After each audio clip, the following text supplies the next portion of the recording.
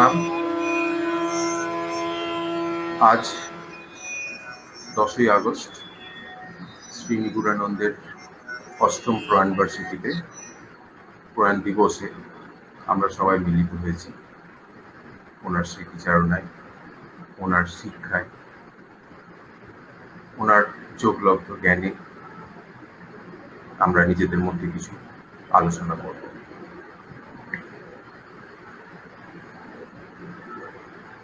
দর্শকদের সবাইকে স্বাগত জানাই আজকের অনুষ্ঠানে। অনুষ্ঠান শুরু করার আগে আমাদের সঙ্গে আছেন বিশ্বজিৎ মিত্র মহাশয়, যাকে আর আলাদা করে চেনানোর কোনো দরকারই নেই, বিষয়টা সবাই চেনেন মোটামুটি এই গ্রুপে যারা আছেন। আর আছেন রাজশ্রী ভট্টাচার্য ঘোষ। রাজশ্রী খুব গুণী মেয়ে, তো ওকে আমরা রিকোয়েস্ট করবো যে অনুষ্ঠানের শুরুতে গুরু বন্দনা, গুরু স্তোত্র দিয়ে কিছু।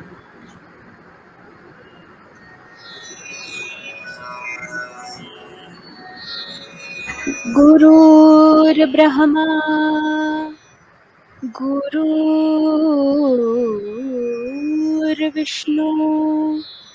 गुरुदेव महेश्वर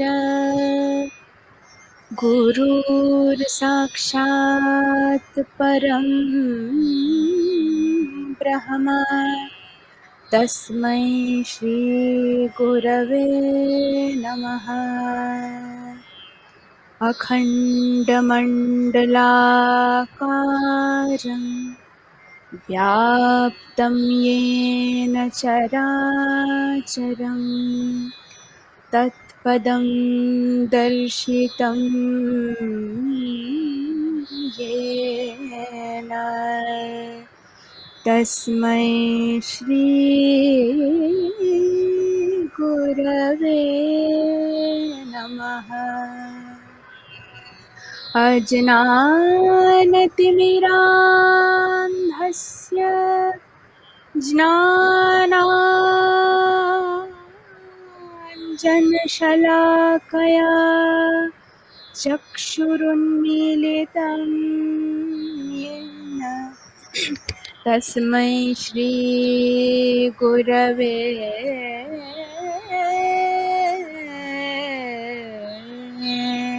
नमः। ধন্যবাদ রাজশ্রী। আমরা গুরুকে স্মরণ করে এই অনুষ্ঠান শুরু করছি। ওনার সম্পর্কে দু চার কথা বলার ভার পড়েছে আমার উপর, কিন্তু আমি এতই অযোগ্য যে কি বলবো আমি জানি না। ওনার মতো একজন মহান মানুষের জীবনকে বা তার একে বর্ণনা করা আমার পক্ষে খুবই কঠিন ব্যাপার, তবু আমি বলছি। উনি কলকাতার আশেপাশের এক কলেজের ইতিহাসের অধ্যাপক ছিলেন, শ্রী নিগুড়ানন্দ। তো ওনার জীবনে আধ্যাত্মিকতার প্রভাব প্রথম দিকে অতটা না থাকলেও পরে এক অদ্ভুত ঘটনায় ওনার আধ্যাত্মিকতার উন্মেষ হয় জীবনে, এবং সেই ঘটনাটিও খুব আশ্চর্যের। আমরা সবাই লাহিড়ী মহাশয় অর্থাৎ শ্যামাচরণ লাহিড়ীর নাম শুনেছি, কাশীর বিখ্যাত সিদ্ধ সাধক লাহিড়ী মহাশয়। তাঁর গুরুদেব যিনি ছিলেন বাবাজি মহারাজ। আমরা একটু আগে তার ছবি দেখলাম বিশ্ববিদ্যালয়ের ক্যামেরায়। তো সেই বাবাজি মহারাজ, যাকে মনে করা হয় তিনি দীর্ঘদিন ধরে কায়াকল্প করে যখন ইচ্ছা মতো শরীর ধারণ করতে পারেন এবং মানুষকে কৃপা করতে পারেন, তিনি সশরীরে এসেছিলেন শ্রী নিগুড়ানন্দের বাড়ি। এসে তার যোগ জীবনের উন্মেষ মানে সেদিনই হয়তো শুরু হয়নি, উনি এসেছিলেন একটা বিশেষ ঘটনার উপলক্ষে, কিন্তু তারপর থেকেই যোগ জীবন শুরু হয়। তো ওনাকে এইভাবে বিচার করা খুব কঠিন। ওনার অজস্র বই, এবং সেই বইয়ের সংখ্যা আমরা সঠিকভাবে এখনো বুঝে উঠতে পারিনি, 60, 70, 80 এরকম। তার মধ্যে কিছু পড়ার বই, পাঠ্য বই ছিল ওনার লেখা, কিছু ছিল ইতিহাস কেন্দ্রিক গল্প, এবং বাকিগুলো হচ্ছে যোগের উপর ছিল বই আছে। তো এই ওনার লেখন ভঙ্গি এবং গল্প, সেগুলো দিয়ে ওনার ইন্টেলেকচুয়াল, উনি কতটা ইন্টেলেকচুয়াল সেটা বিচার করা যেতে পারে, কিন্তু ওনাকে সঠিকভাবে বিচার করা যাবে না। ওই তিনি ইতিহাসকে খুব সহজভাবে মানুষের কাছে এনেছিলেন গল্পের ছলে, কিন্তু সেভাবে বিচার করলেও বোধ হয় আমাদের মূল যেটাতে জোর দেওয়া, সেটা হচ্ছে কি ওনার আধ্যাত্মিকতার উপর যে বইগুলো আছে, সেই বইগুলো পড়লে বোঝা যায় যে কতখানি আধ্যাত্মিক প্রজ্ঞা একজন মানুষের থাকতে পারে, যে তিনি ওই স্তরে বইগুলো লিখেছেন। এবং একটা খুব ঘটনা, একটা বিষাদজনক ঘটনাই বলবো এর সঙ্গে রিলেটেড। ওনার খুব বিখ্যাত একটা বই আছে তন্ত্রের উপর। সেই বইখানি সিলেক্টেড হয়েছিল ক্যালকাটা ইউনিভার্সিটিতে ডিলিট দেওয়ার লিস্টে। মানে ওই বইয়ের যে গবেষণামূলক ভাবে যেভাবে উনি তুলে ধরেছিলেন তন্ত্রকে, সেই অনুযায়ী ওনাকে ডিলিট দেওয়ার কথা ছিল, এবং সেই যে লিস্ট তাতে উনি শীর্ষে ছিলেন। কোনো রাজনৈতিক কারণে, কোনো রাজনৈতিক অঙ্গুলি হেলনে সেটা বন্ধ হয়ে গেল এবং ওনাকে টপকে আরেকজনকে দেওয়া হলো। তো যাই হোক, এটা দিয়েও তাকে ঠিক বিচার করা যায় না, তাকে বিচার করা যায় তার আধ্যাত্মিক সম্ভার দিয়ে। কিন্তু ওই যে বললাম, আমি এতই ক্ষুদ্র এক জীব যে ওনার আধ্যাত্মিক সম্ভার বিচার করা আমার পক্ষে খুব কঠিন। আপনারা বলবেন এটা হয়তো ভক্তি রসের প্রাবল্য যে আমি এইভাবে বলছি, এটা আমার কথা নয়। আমাদের সিস্টেমের বাইরেও একজন সাধক, তার সঙ্গে যখন আমাদের আলাপ হয়, তিনি বলেছিলেন আমাদের গুরুদেব সম্পর্কে যে উনি যে স্তরে এবং যে পরিমাণ যে উচ্চ স্তরে গেছেন এবং যেখানে আছেন, সেখানে মানে অকল্পনীয়। এবং আরো অকল্পনীয় যে সংসারের মধ্যে থেকেও উনি সেই জায়গায়, সেই উচ্চতায় নিয়ে নিজেকে নিয়েছিলেন। সেটা পারা সাধারণ মানুষের পক্ষে কারোর পক্ষে সম্ভব নয়। সংসারের মধ্যে থেকে নিজেকে আধ্যাত্মিকতার সেই সুউচ্চ স্তরে নিয়ে যাওয়া কারোর পক্ষে সম্ভব নয়। তো ওনার গুরুদেব বাবাজি মহারাজ, যার কথা বলছিলাম, হিমালয়ে উনি থাকেন এবং অনেক ভাগ্যবানী তার দর্শন পান। তো তার প্রেরণাতে এবং তার কৃপাতেই শ্রী বিবেকানন্দের আধ্যাত্মিক জীবন শুরু হয়। তারপর অজস্র বই উনি লেখেন যোগের উপর, তন্ত্রের উপর, সমস্ত কিছুর উপর। মূল যে বইখানি আমরা সবাইকে বলি পড়ার জন্য, সেটা হচ্ছে দিব্যজগৎ ও দৈহিক ভাষা। দিব্যজগৎ ও দৈহিক ভাষা দুটো খণ্ডে আছে, এখন একটা খণ্ডেই পাওয়া যায় মোটামুটি। ওই বইখানি পড়লে বোঝা যায় যে উনি কোন স্তর থেকে জিনিসটাকে দেখেন, এবং উনি সেখানে যোগের সমস্ত অ্যাসপেক্ট যেগুলো আগে লুকিয়ে রাখা হতো সাধারণ মানুষের কাছে, সেগুলো উনি খোলাখুলি আলোচনা করছেন। ওনার বক্তব্য ছিল যে বর্তমান যুগ এক ভয়ঙ্কর সমস্যার মধ্যে দিয়ে এগিয়ে যাচ্ছে এবং একটা ভয়ঙ্কর ধ্বংসের মুখে, ধ্বংসের দিকে এগিয়ে যাচ্ছে। সেখান থেকে বাঁচতে হলে আধ্যাত্মিকতা একটা বিরাট পথ দেখাবে গোটা পৃথিবী, এবং সেক্ষেত্রে ভারত হবে অগ্রণী। এবং সেই পথ দেখানোটা হয়তো খুব একটা সহজ হবে না। যখন গোটা পৃথিবী ক্লান্ত হয়ে পড়বে তার ভোগ আর নানা রকম অশান্তির মধ্যে, তখন ভারত সেই জায়গায় গিয়ে পথ দেখাবে। এবং সেই জন্যই এখন দেখা যায় যে আরো বেশি সংখ্যক মানুষ, সাধারণ মানুষ, যোগের প্রতি আকর্ষিত হচ্ছেন এবং সেদিকে এগিয়ে যাচ্ছেন, যোগ করার চেষ্টা করছেন, এদিক ওদিক ভাবছেন যে এটা কিভাবে শান্তি পাওয়া যায়, চূড়ান্ত অশান্তির মধ্যে কিভাবে আমরা একটু শান্তি পাবো। বর্তমান কোভিড পরিস্থিতিতে আরোই একাকিত্বের মধ্যে মানুষ আছে এবং সেখানে নানা রকম মানসিক অবসাদে ভুগছে মানুষ। সেই জায়গায় থেকে কিভাবে যোগ আমাদের এইগুলো থেকে বাইরে বের করে নিয়ে এসে নিজেদের প্রকৃত সত্তাকে চেনাবে, সেই প্রসঙ্গে, সেই সম্বন্ধে শ্রী মুরলীধর খুব পরিষ্কার করে বলেছেন। আমরা ওনাকে খুব কাছের মানুষ হিসেবে দেখি এবং বাবা বলি। তো এরপর থেকে আমি বাবাই বলছি। তো ওনার এই দিব্যজগৎ ও দৈবিক ভাষা বইটি পড়লে বোঝা যায় যে মানুষ কিভাবে ধীরে ধীরে আধ্যাত্মিকতার বিভিন্ন স্তরে এগোন এবং সেখানে কি দর্শন হয়, কিভাবে তার পরের স্তরে যান, এবং শুধু তাই না, সেই দর্শনগুলোকে কিভাবে তার অর্থ করা হয়, দ্বিতীয় সেটাও একটা ব্যাপার। এবং তারপরে উনি পরিষ্কারভাবে যেটা বলেছেন যে ওনার যোগ পদ্ধতিতে উনি যেভাবে শেখাতেন, আমাদের শিখিয়েছেন, সেই যোগ পদ্ধতিতে কিভাবে অতি সহজে যোগের উচ্চ স্তরে ওঠা যায়। তো এগুলো তো আধ্যাত্মিকতার খুব বড় কথা। আমি হয়তো সেগুলো ডেসক্রাইব করার খুব একজন যোগ্য মানুষ হয়তো নই। আমার কাছে যেটা খুব বড় ব্যাপার, সেটা হচ্ছে কি ওনাকে খুব কাছ থেকে দেখেছি শেষের কয়েক বছরে, এবং মানুষ হিসেবে ওনাকে আমি যেভাবে পেয়েছি, খুব কাছের মানুষ হিসেবে পেয়েছি। এবং তার যে ভালোবাসা, তার যে প্রেম, তার যে করুণা, সেটা চোখে মুখে ফুটে উঠবে সবসময়। মানুষকে যত যেমনই মানুষ হোক না কেন, যেই আসতেন তার প্রতি একটা অদ্ভুত করুণা, প্রেম ফুটে উঠত। এবং সেই আকর্ষণেই আমরা বারবার করে একত্রিত হই, আমরা বারবার করে তার কাছে ছুটে যেতাম। প্রায় প্রত্যেক নিয়ম করে প্রায় প্রত্যেক দিনই বিকালে হয়তো গিয়ে জুটতাম আমরা ওখানে, তার সঙ্গে গল্প করতাম, আলোচনা করতাম। গল্প মানে গল্প ঠিক না, বিভিন্ন বিষয়ে আলোচনা এবং কিছু করতেন এবং অনেক সময় চুপচাপ থেকেও অনেক কিছু বোঝা যেত। উনি চুপচাপ থেকেও অনেক কিছু বোঝার চেষ্টা করতেন, জানাতেন। সেটাও আরেকটা বড়। তো আমি আবার বলছি, ওনার মতো মানুষের জীবন এবং কর্মকাণ্ড বর্ণনা করার ক্ষমতা বা অধিকার কোনোটাই আমার নেই। কিন্তু যেটুকু না জানলেই নয়, যেটুকু আমরা জেনেছি, যেটুকু আমরা বুঝেছি, সেটুকু আপনাদের সাথে শেয়ার করলাম।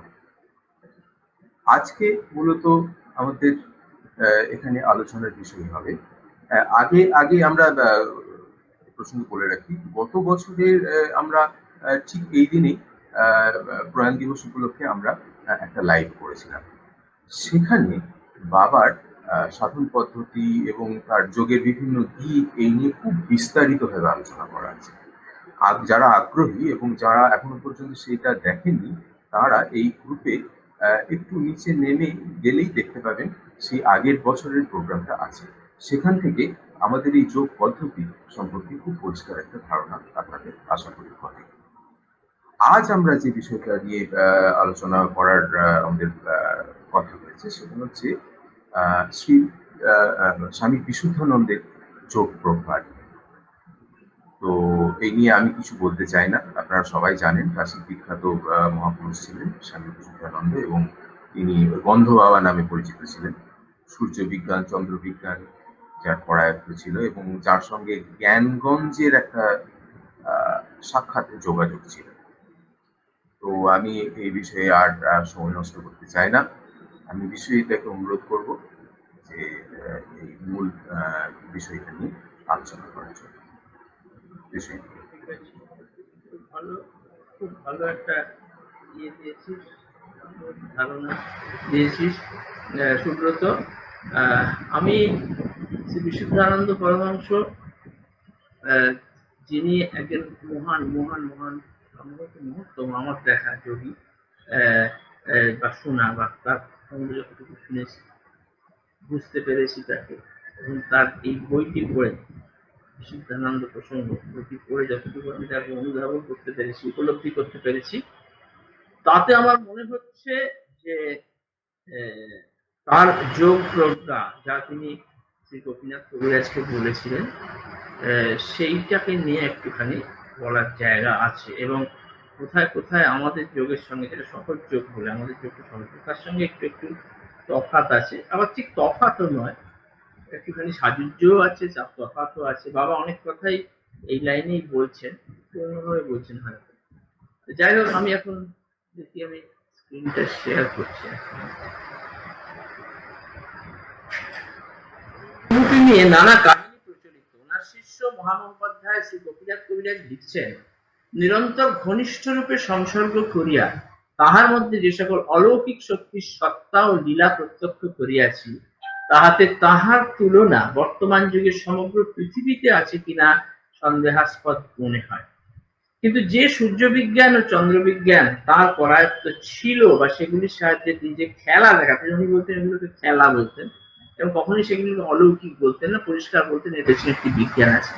তা আমাদের আজকের আলোচ্য নয়। আমাদের আজকের বিষয়বস্তু হচ্ছে একটি বিশেষ বইয়ে শ্রী গোপীনাথ কবিরাজের সঙ্গে কথোপকথন কালে তিনি যে যোগ প্রজ্ঞার পরিচয় দিয়েছেন, যোগ পথের যে পুরুষার্থের সন্ধান দিয়েছেন, যোগ দর্শনের যে দিক নির্দেশ করেছেন তার কিঞ্চিত ধারণা দেওয়া।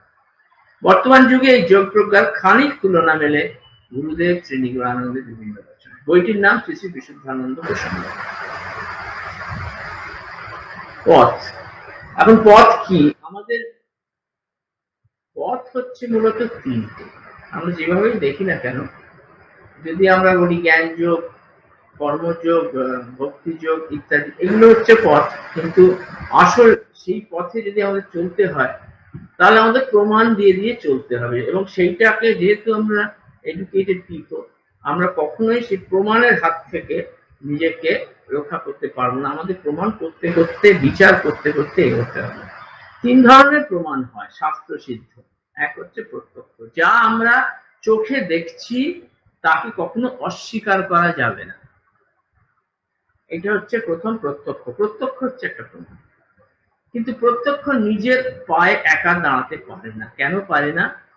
না, আমরা যা চোখে দেখি তার বাইরেও একটা সূক্ষ্ম জগৎ আছে, এবং সূক্ষ্ম থেকে স্থূলের থেকে সূক্ষ্মের দিকে যতক্ষণ আমরা না যাচ্ছি ততক্ষণ সেই জগতের আমরা সন্ধান পাই না। সেই জগৎকে কি আমরা অনুমান করব? না, অনুমান অর্থে এখানে অনুমান মানে হচ্ছে এখানে ডিডাকটিভ লজিক। অর্থাৎ পর্বত গণ্ডিমান ধোঁয়া, অর্থাৎ পর্বতের পেছনে ধোঁয়া দেখা যাচ্ছে, অতএব ওখানে আগুন আছে। এই যে বোধ, এই যে ডিডাকশন, এটাকে বলছে অনুমান। ইজ নট ইমাজিনেশন, এটা কোনোভাবে কল্পনা নয়, এটাকে অনুমান, শাস্ত্রিক শব্দটা অনুমান হিসেবে ব্যবহার করা। কিন্তু এটাও কি যথেষ্ট? এইটাকে যদি আমরা বিচার বলি বা ডিডাকটিভ লজিক বলি, প্রত্যক্ষ আর অনুমান এই দুটো দিয়ে আমাদের সমস্ত অঙ্ক বলো, বিজ্ঞান বলো, কথা করতে, সেগুলো সব চলে। এগুলো কি এনাফ? না, কারণ বিচার একটা জায়গায় থেমে যায়, কারণ সেখানে উপলব্ধির স্থানটা আসে, এবং সেই উপলব্ধিটা কিসের বিচার করতে হবে? সেটা হচ্ছে উপলব্ধিটা মিলিয়ে নিতে হবে আগম বাক্যের সঙ্গে। আগম বাক্য বা শব্দ প্রমাণ যেটাকে বলে, সেটা হচ্ছে মহাপুরুষের বা শাস্ত্র অথবা আপনার গুরু যা যা বলে গেছেন সেগুলোর মধ্যে আমাদের সার অংশটুকু গ্রহণ করতে হবে, এবং শ্রদ্ধার সঙ্গে এবং পরিপ্রশ্নের সঙ্গে প্রত্যক্ষ অনুমান দিয়ে সেগুলোকে মিলিয়ে মিশিয়ে বুঝে অনুধাবন করে এগোতে হবে। তাতে আমাদের কি হবে? তাতে আমাদের বিভিন্ন অনুভূতি হবে বিভিন্ন সময়। এই অনুভূতি হবে তখনই যদি আমরা কর্ম করি। এই কর্ম বলতে শ্রী বিশুদ্ধানন্দ বোঝাচ্ছেন সাধনা। সাধনার দিকটা হচ্ছে মূলত ওনাদের সাধনাটা একটু আমাদের থেকে আলাদা। ওনাদের হচ্ছে বীজ মন্ত্র একটি থাকবে, যা গুরুর শক্তির মাধ্যমে শিষ্যের মধ্যে সঞ্চারিত হবে, এবং সেই বীজ আস্তে আস্তে নিজের মধ্যে খুলবে যত সেটা জপ করা হবে, এবং কুণ্ডলিনী শক্তি জাগরণ হয়ে সেটাকে আস্তে আস্তে উপরের দিকে ঊর্ধ্বগতি হবে। নানান ধরনের অনুভূতি হবে, পূর্ব সংস্কার জেগে উঠবে, সেগুলো বাধাও দেবে। তেমন তেমন কর্মসংস্কার যদি পূর্বজন্মে থেকে থাকে তবে সেটা কাজে সহায়তা করবে, কর্মে সহায়তা করবে, সাধনায় সহায়তা করবে, এবং কোথা থেকে কৃপা আসবে এবং আত্মজ্ঞান হবে। এইটা হচ্ছে মোটামুটি ভাবে, সরল ভাবে বলতে গেলে একটা পথ। এটা জ্ঞানযোগ, ভক্তিযোগ, যা কিছুতেই হোক এই রকম পথে এগোতেই হবে। যদি নববিধ ভক্তি বলি ভক্তিযোগে, তাহলেও আমাকে বিচার ছেড়ে দিয়ে আমি যদি ভক্তি করি তাহলে খুব অসুবিধা হবে, কারণ আমাদের হচ্ছে ভক্তি মিশ্র, জ্ঞান মিশ্র। আচ্ছা, জ্ঞান মিশ্র ভক্তি। যাই হোক, এবারে আমরা পরের স্লাইডে যাচ্ছি। উনি এই বইটাতে শুরু করছেন এইভাবে যে শ্রী কবিরাজ বলছেন যে একটা মানুষ এটা চাইছে ওটা চাইছে, কিন্তু তার অভাব মিটছে না। তাহলে কি আমরা জানি যে আমরা কি চাইছি? এই অভাববোধের কারণটা প্রকৃতপক্ষে মনের গভীরে একটা সুপ্ত অভাববোধ থাকে, তাই এই তাকে এই বাইরের চাওয়াগুলোকে চালাচ্ছে। কি সেটা মানে আমরা প্রথমে ভাবছি আমাদের পড়তে হবে, আমাদের জীবনে দাঁড়াতে হবে, তারপর ভাবছি বিয়ে করা হবে, তারপর হবে সন্তান হবে, তারপর আমি নাম চাইছি, যশ চাইছি। কিন্তু এগুলো কি আসল চাওয়া, নাকি এর পেছনে একটা প্রকৃত চাওয়া আছে, যেটা এই চাওয়াকে আমাদের যেহেতু সূক্ষ্ম বিচার শক্তি নেই, এই জন্য আমরা মনে করছি যেন এইটুকুই আমাদের প্রকৃত চাওয়া। তাই এই গভীর অভাববোধটা কি, মানুষ আসলে কি চায়, কি পেলে সেই অভাববোধ চায়, কি সেই পুরুষার্থ। পুরুষার্থ মানে হচ্ছে সাধ্য, যা সাধ্য সাধন করে যা সাধ্য, সেটাকে বলে পুরুষার্থ। জীবনের প্রকৃত উদ্দেশ্য হচ্ছে স্বভাবের উপলব্ধি ও তাতে অবস্থান। এই স্বভাবটা বলছেন একটুখানি বিস্তারিত পরের স্লাইডগুলোতে আমরা বলবো। এই স্বভাবটা হচ্ছে মানুষের, প্রত্যেক মানুষের, আমরা বলি অমুকের স্বভাব ওইটা, এই স্বভাবই ওইটা, কিন্তু সেটা আসলে তার গুণ বা দোষ, সেটা স্বভাব না। স্বভাব যদি আমরা কথাটাকে সাধারণভাবে ব্যবহারিক দিক থেকে আমরা যদি একটু বিচার করে দেখি, তাহলে বুঝবো স্বভাব হচ্ছে মূলত যে দুধের স্বভাব হচ্ছে তার সাদাত্ব, যে সদাটা শুধুমাত্র দুধকে আইডেন্টিফাই করে। সেই রকমই দুধ, দুধ কেমন না ধোবো ধোবো ঠাকুর বলতেন, সেরকম আইডেন্টিফাই করে যে দুধকে, সেই যে সাদাটা, সেটা আমরা বলি দুধ সাদা।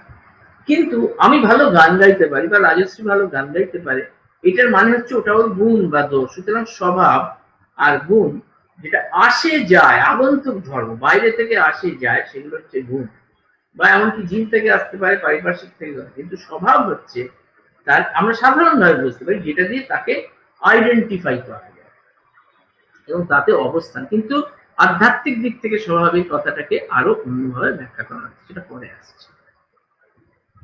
এটা আমার কথা, অভাবে স্বভাব নষ্ট হয়, তার মানে এই যে অভাবটা হচ্ছে আমাদের অ্যাকচুয়াল অভাবটা বুঝতে পারছি না বলে আমাদের স্বভাবটা নষ্ট। যে স্বভাবে ফিরে যাওয়া, তার আগে সাধনা বা কর্ম, স্থূল থেকে সূক্ষ্মের দিকে গমন।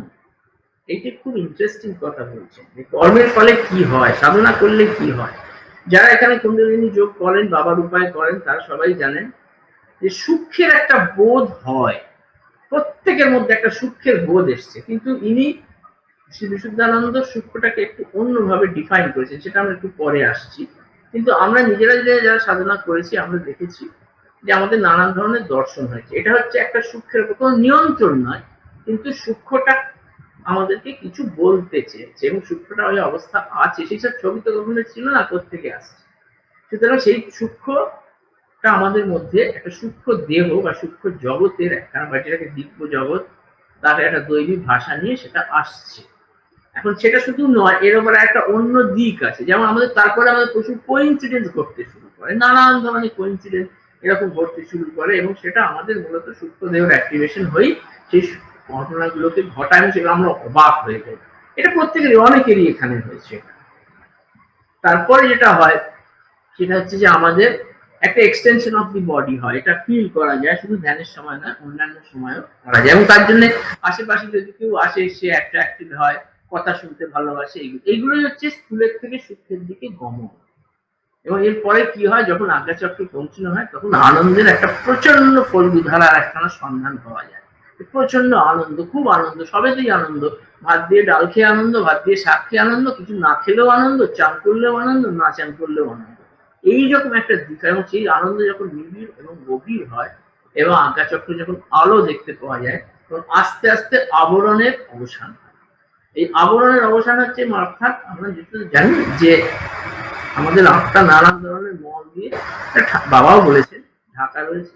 সেই আবরণগুলো আস্তে আস্তে খুলতে শুরু করে, মানে আত্মাটা আস্তে আস্তে খুলতে শুরু করে, তার আলোটা প্রকাশ পায়, তার থেকে তোমার মুক্তি হয়। মুক্তি অর্থাৎ কি না, সূক্ষ্ম অবস্থায় নিজেকে অবস্থান করা, অর্থাৎ আমি জীবাত্মা, আমি আত্মা, এই বোধ, এটাই হচ্ছে মুক্তি। এটাই উনি মুক্তি, এটাই বলছে।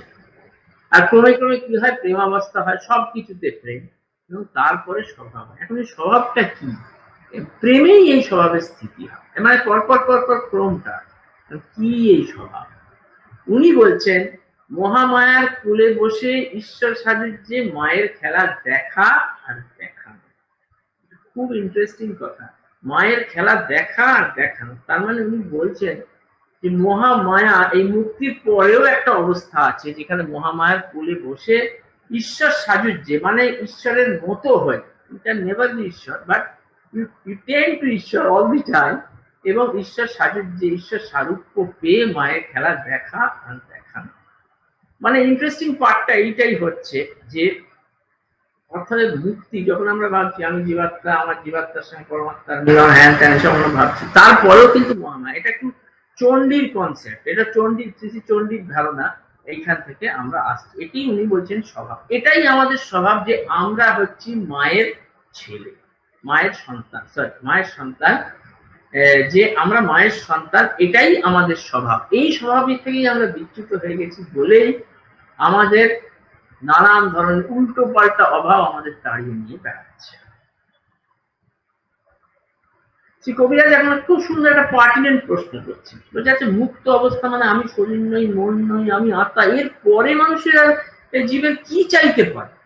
তার তো তখন আর জীবত্ব থাকছে না, তখন তো তার আবরণ খসে গেছে, তার জীবত্ব থাকছে না, তাহলে মুক্তি কি হলো? মুক্তি তাহলে এটা তুমি তারপরেও আবার একখানা মহামায়ার অবস্থা, এইসব কি বলছেন আপনি? আমার ব্যাপারটাকে ঠিক আমি রিলেট করতে পারছি, আর এরকম মুক্তি আমি কি করবো চাই? হ্যাঁ, খুব খুব পার্টিনেন্ট প্রশ্ন। এখানে কিন্তু বাবার একটা কথাটা আমাদের মাথায় ধরতে হবে, সেটা হচ্ছে যে বাবা বলতেন দ্বৈত, তারপরে অদ্বৈত, তারপরে আবার দ্বৈত। এই কথাটাই কিন্তু প্রকারান্তরে শ্রী বিশুদ্ধানন্দ বলছেন। বিশুদ্ধানন্দ এখানে খুব একটা আমাদের পক্ষে আসার কথা বলছেন, বলছেন যে জীবত্ব থাকে, জীবত্ব হচ্ছে আমাদের স্বভাবের অন্তর্গত, কোনো আগন্তুক ধর্ম নয়। মানে গুণ আর স্বভাবকে উনি এখানে পরিষ্কার আলাদা করছেন এবং বলছেন যে আমাদের মধ্যে যে জীবত্ব, যে আমরা যে জীব, এই যে বোধ আমি আছি এবং আমি একটি জীব, এইটা হচ্ছে স্বভাবের অন্তর্গত, এটা কোনো আগন্তুক ধর্ম নয়। যদি আগন্তুক ধর্ম হতো তাহলে আবরণটা খসে গেলেই আমাদের জীবত্ব চলে যেত, কিন্তু সেটা হয় না। জীবত্ব হচ্ছে একটা নিত্য সত্তা, ঈশ্বরত্ব একটা নিত্য সত্তা, জড়ত্ব একটা নিত্য সত্তা। এগুলো এটা হচ্ছে টিপিক্যাল বিশিষ্টাদ্বৈতের ধারণা, যে তিনটে আলাদা করে করে জীব, জড়, ঈশ্বর আলাদা আলাদা করে অবস্থান করছে, বিশিষ্ট অবস্থায়, সেজন্য বিশিষ্ট আলাদা করে অবস্থান করছে, কিন্তু সেটা নিজেদের মধ্যে মিলেমিশে এমন ভাবে আছে, একে বলে অপৃথক সিদ্ধি, যে আলাদা করা যাচ্ছে না, কিন্তু অ্যাকচুয়ালি সেগুলো আলাদা আলাদা আলাদা। এটাকে বলে অপৃথক সিদ্ধি। আমি যদি বলি এই আমার এই জামাটা থেকে ছাতাটাকে বার করো, পুরোনো দিন ডিটারজেন্ট হলে পারা যেত, কিন্তু এখন সেটা পারা যাবে না, আলাদা করে এই সাদাটাকে বার করো দেখি পারবে। তার মানে হচ্ছে যে এরকম ভাবে অপৃথক সিদ্ধি বলা হয়, যে তিনটেই আছে আলাদা করে, কিন্তু সে দুটো পৃথক পৃথক কিন্তু একসঙ্গে মিলেমিশে আছে বলে জীবের ভেতরে ঐশী সত্তা আছে, ঐশী শক্তি আছে, এমনকি ঈশ্বরের ভেতরেও মানুষের সত্তা, জীবের সত্তা আছে, এমনকি জড়ের ভেতরেও চৈতন্য আছে। কারণ আমরা তো জানি যে জড়ের ভেতরে কোয়ার্ক লেভেলে প্রচন্ড ফাস্ট ওগুলো মুভ করছে, কিন্তু স্ট্রং নিউক্লিয়ার ফোর্স দিয়ে সেগুলোকে ধরে গিয়ে সেটা ফেটে বেরিয়ে যাচ্ছে। তার মানে আমাদের এইটা বোঝা যাচ্ছে সবকিছুর ভেতরেই সবকিছু আছে, এবং সূর্যবিজ্ঞানেও এটা অনেক জায়গায় এটাই দেখিয়েছে যে সবকিছুর ভেতরে সবকিছু আছে, কিন্তু প্রবল আর প্রচ্ছন্ন, কম আছে বেশি আছে। এই জন্য হচ্ছে মুক্তি পেলেও আমাদের জীবত্ব যাচ্ছে না। মানুষ কখনো ঈশ্বর হবে না, ঈশ্বরও কখনো মানুষ হয় না। যদি অবতার বলি আমরা, অবতার তারা মূলত ঈশ্বর, তাহলে ঈশ্বর কোটিরই। ওই জন্য ঠাকুর বারবার ঈশ্বর কোটি, নিত্য কোটি, জীব কোটি ভাগ করে দিচ্ছেন পরিষ্কার। হ্যাঁ, যে এরকম ভাবে ভাগ করে দিচ্ছে, ওই ভাগ চিরকালই থাকবে। এবং আমরা যদি মনে করি যে আমরা ঈশ্বর হয়ে যাবো, আমরা কোনোদিনও ঈশ্বর হতো না। একটা রামকৃষ্ণদেব এর সম্বন্ধে বলতেন, স্বামীজি বলতেন যে তোরা তাদের গুরু ভাই, তোরা যতই সাধনা করিস কোনোদিনও রামকৃষ্ণ হতে পারবি না, যে থাক আলাদা। এই যে থাক আলাদাটা, সেইটার জন্যই এটা। যে এইবারে বলছেন যে মানুষের ঈশ্বর সাযুজ্য হয়, যে ঐশী শক্তি আছে তার যদি বিকাশ হয়, তাহলে তার ঈশ্বর সাযুজ্য, ঈশ্বর সারূপ্য, তার মতো ক্ষমতা অনেক ক্ষেত্রে পেতে পারে। কিন্তু যে মানুষ, জড়ের ক্ষেত্রেও সেটা সত্যি কথা, ঈশ্বরের মানুষ ভাব হয়, জড়েরও আবার চৈতন্য হয়। আবরণ কাটলেই মানুষ অনাবৃত অবস্থায় প্রকাশমান হয়। জীবের সঙ্গে ঈশ্বরের সম্বন্ধ। এবার এই যে আমাদের ঈশ্বর সাযুজ্য হলো বা আমাদের মুক্তি হলো, যেটাকে তো কল বলা যাচ্ছে, জীবের ঈশ্বরের সঙ্গে একটা ওয়াইফাই কানেকশনের মতো কন্টিনিউয়াস একটা কানেকশন থাকছে, সেইটার সঙ্গে এই সম্বন্ধটা অসম্ভব আনন্দময়। এবং আমি যে আগের আনন্দের কথাটা বললাম আগের স্লাইডে, সেই আনন্দময় অবস্থা, সে মুক্ত হয়েই জীব সেই উল্লাসে উল্লসিত হয়ে যায়, এটাকেই বলে ভক্তি।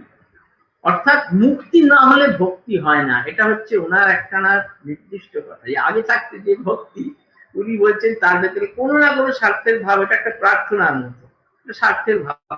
এইটাই হচ্ছে বিশিষ্টাদ্বৈত দর্শনের উপর প্রতিষ্ঠিত শ্রী বিশুদ্ধানন্দের যোগ দর্শন। এবার এটাকে একটুখানি অ্যাম্পলিফাই করছে। এই আনন্দের স্বরূপ কি?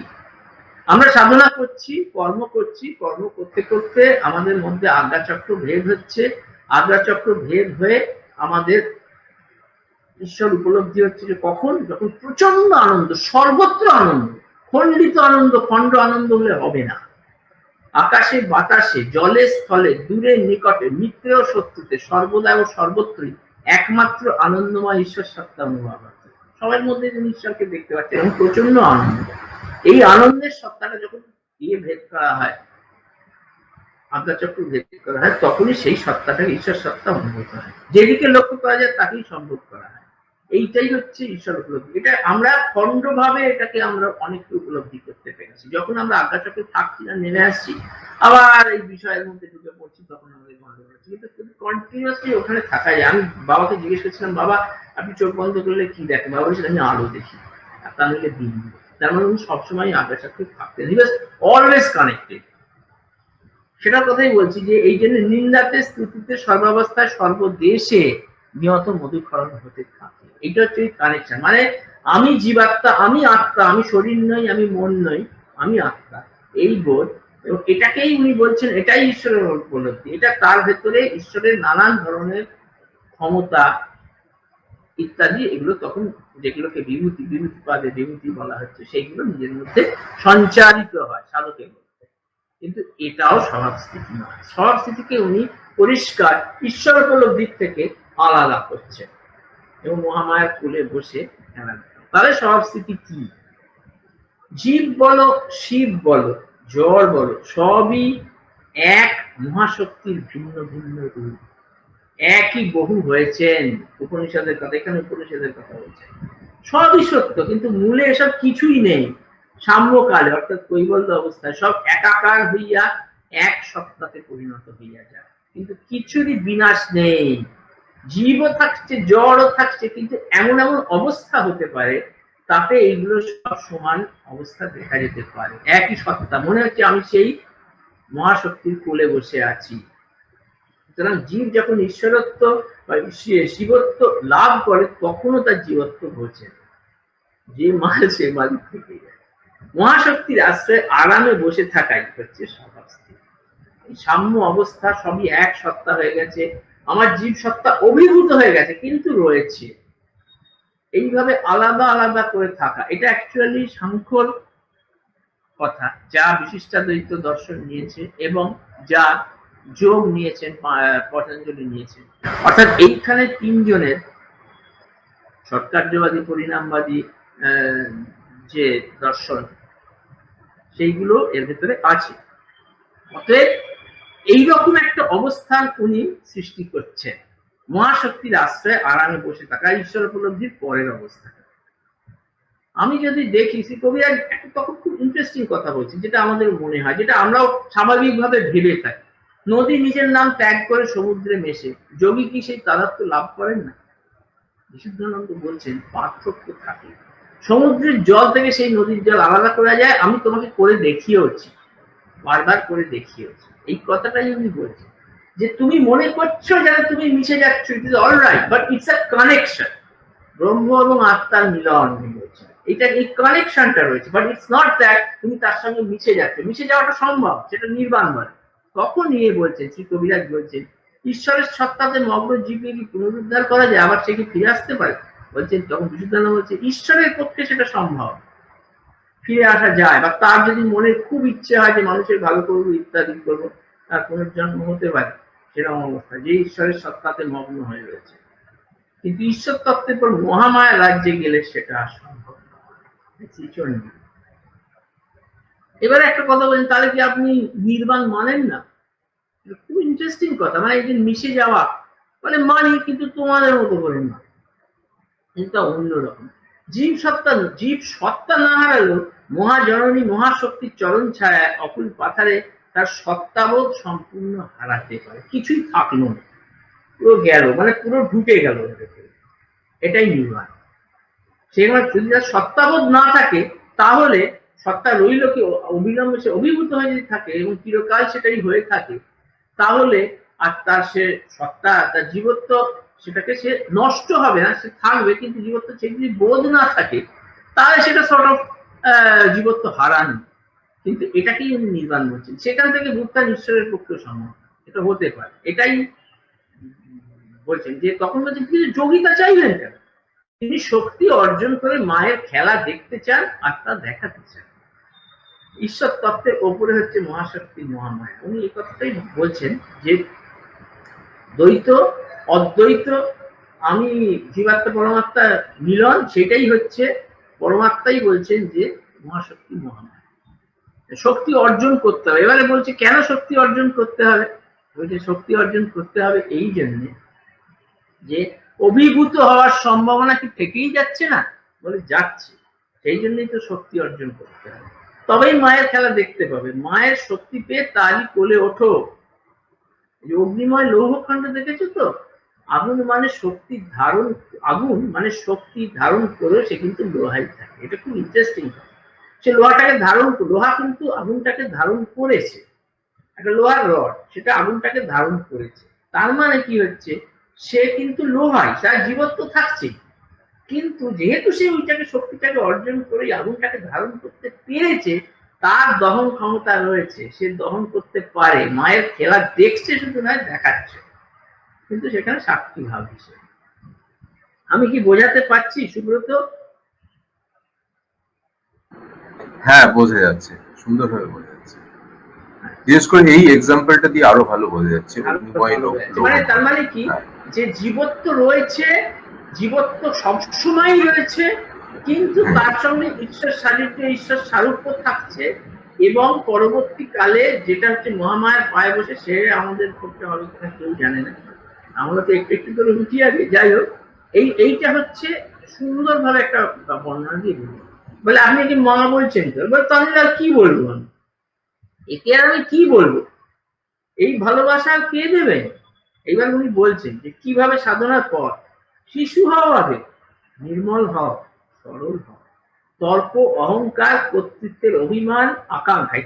ইন্টারেস্টিং কথা হচ্ছে এখানে কর্তৃত্বের অভিমান, আমি করছি এই বোধের অভাব। এখানে আমি একটা গল্প বলি, ছোট্ট একটু ডাইগ্রেস করি। যে আমি আমার বাবাকে, গুরুদেবকে বলেছিলাম, বাবা আমার এই চেস্টে খুব কষ্ট হচ্ছে, তখন এই অনাহতটা কিছুতেই এ করা যাচ্ছে না, কি করে করবো, প্রচন্ড কষ্ট হচ্ছে। বাবা বলেন বন্ধ করে দাও, ধ্যান বন্ধ করে দাও। আমি এইটা কি করে সম্ভব? আপনি আমার একটা গুরু হয়ে কথা বলছেন, তুমি যদি মনে করো তুমি করছো ধ্যানটা, তাহলে তুমি চেষ্টা করো। আর তুমি যদি মনে করো যে তুমি ধ্যানটা করছো না, কোনোদিন সত্যি নিজেই যাচ্ছে এবং গুরুর কৃপাটা হয়েছে এবং নিজের মধ্যে খেলা করছে, তাহলে তুমি অপেক্ষা করো, কোনোদিন শক্তির উপর ছেড়ে দাও। আমি তো বললাম খুব সুন্দর কথা। এই যে কর্তৃত্বের অভিমান, আমি ধ্যান করছি, পুরুষকারেরও দরকার আছে, কিন্তু সেটা প্রাথমিক দিকে, অনাহতের পর থেকে আর সেটা দরকার নেই। যাই হোক, সেই কর্তৃত্বের অভিমানটাকেও ত্যাগ করতে হবে। আমি কিছু করছি, এইটা যা করছে, এবং এই যে চৈতন্য সঞ্চার করা, কুণ্ডলিনী শক্তি, আমার কুণ্ডলিনী শক্তি উঠছে, আমার নাচানো শিখেছে, এর মধ্যে অনেকেই এখানে আছেন এই গ্রুপে, যাদের এই কুণ্ডলিনী শক্তি ঘোরাঘুরি করছে, তারা নিজেরা মনে করছে বা একটু আমাদের মধ্যে আছে। এটা যে মা, এটি যে মহাশক্তি, সেটা যতক্ষণ তার ভেতরে চৈতন্য সঞ্চারিত হচ্ছে, ততক্ষণ আমাদের সেই প্রকৃতি, সেই প্রত্যয় হয় না। এটা আমাদের একটা বিরাট কারণ, আমাদের এই কর্তৃত্বের অভিমানটা রয়েছে, আবরণটা রয়েছে, আমাদের মধ্যে অহংকারটা রয়েছে। এই আকাঙ্ক্ষা দূর করে মনের গভীরে মামা করে ডাকো, দেখি দেখি তিনি কেমন না এসে থাকতে পারেন। এলে যখন যেভাবে উদয় হবে, তখনই সেই ভাবের বিকাশ হবে। এটা গুরুদেবকে করতে দেখেছি। যাই হোক, আর তারপর কোনো ইচ্ছেই থাকবে না, ভাবাতীত হবে। এটা খুব ইন্টারেস্টিং কথা। সেটা হচ্ছে ভাবাতীত অবস্থাটা মানে হচ্ছে কৈবল্য অবস্থা, সেটা মায়ের হয়ে নিজের হাত পা চালানো এবং কার্য করা, একদম কোনো ইচ্ছেতেই নয়, পুরোপুরি একটা অন্য শক্তির ইচ্ছেতে নিজেকে চালানো। প্রথম এই ভাবের উদয় হবে, এবং সেগুলো যখন সেই ভাবের বিকাশ হবে, সঙ্গে সঙ্গে সেগুলো হয়েও যাবে কাজগুলো।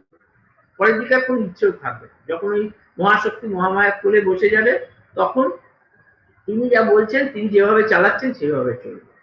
যন্ত্র আর যন্ত্র।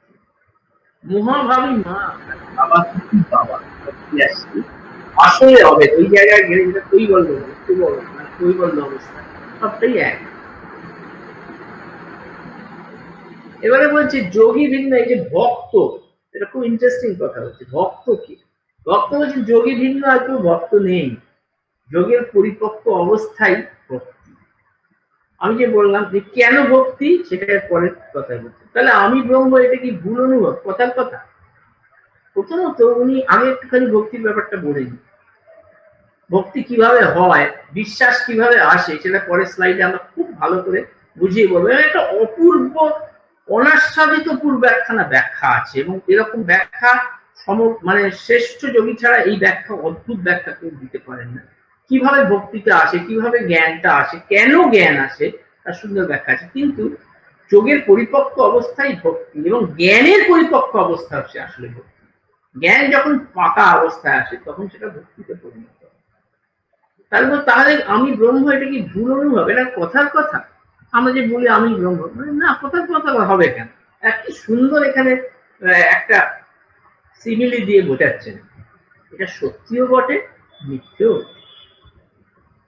অগ্নিময় লৌহখণ্ড যদি নিজেকে অগ্নি ভাবে, তবে সেটা ভুল বলা যাবে, কারণ তার দহন ক্ষমতা রয়েছে।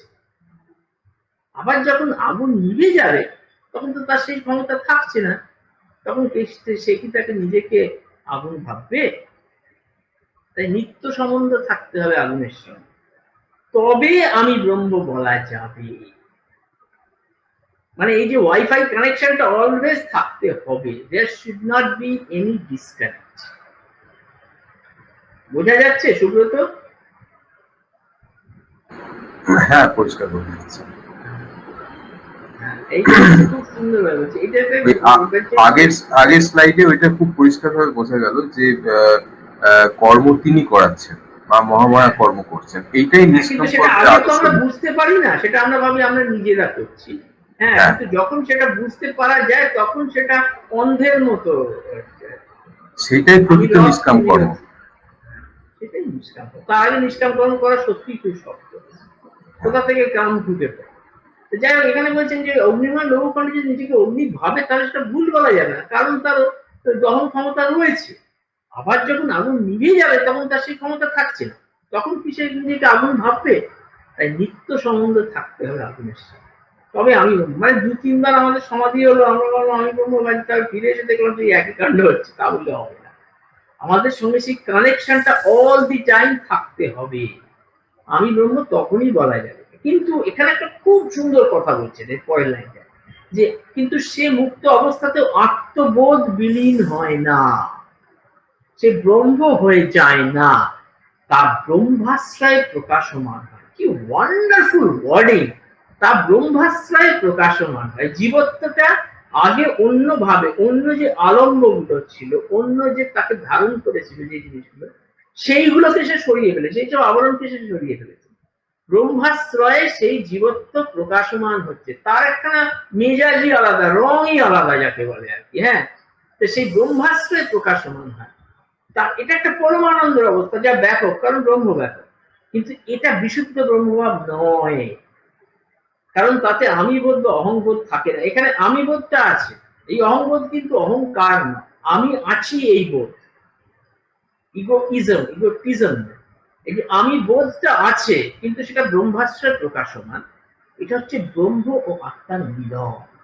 এই দ্বৈত জিনিসটাকে কিন্তু উনি শেষ পর্যন্ত এস্টাবলিশ করছে, যে হোয়াট এভার বি, এই যে আমার মিলন হচ্ছে, আমি আমাদের তো ভাবি না, এই যে ব্রহ্ম অবস্থাটা সমাধি হলো, আমি ব্রহ্ম ফিলিং হলো, তারপর তো আমি ফিরে এলাম, তাহলে কানেকশনটা রইল কোথায়? না, অল দ্য টাইম, পরে সমাধি না হলে অল দ্য টাইম একটা connection, sort of wifi connection, I am always connected.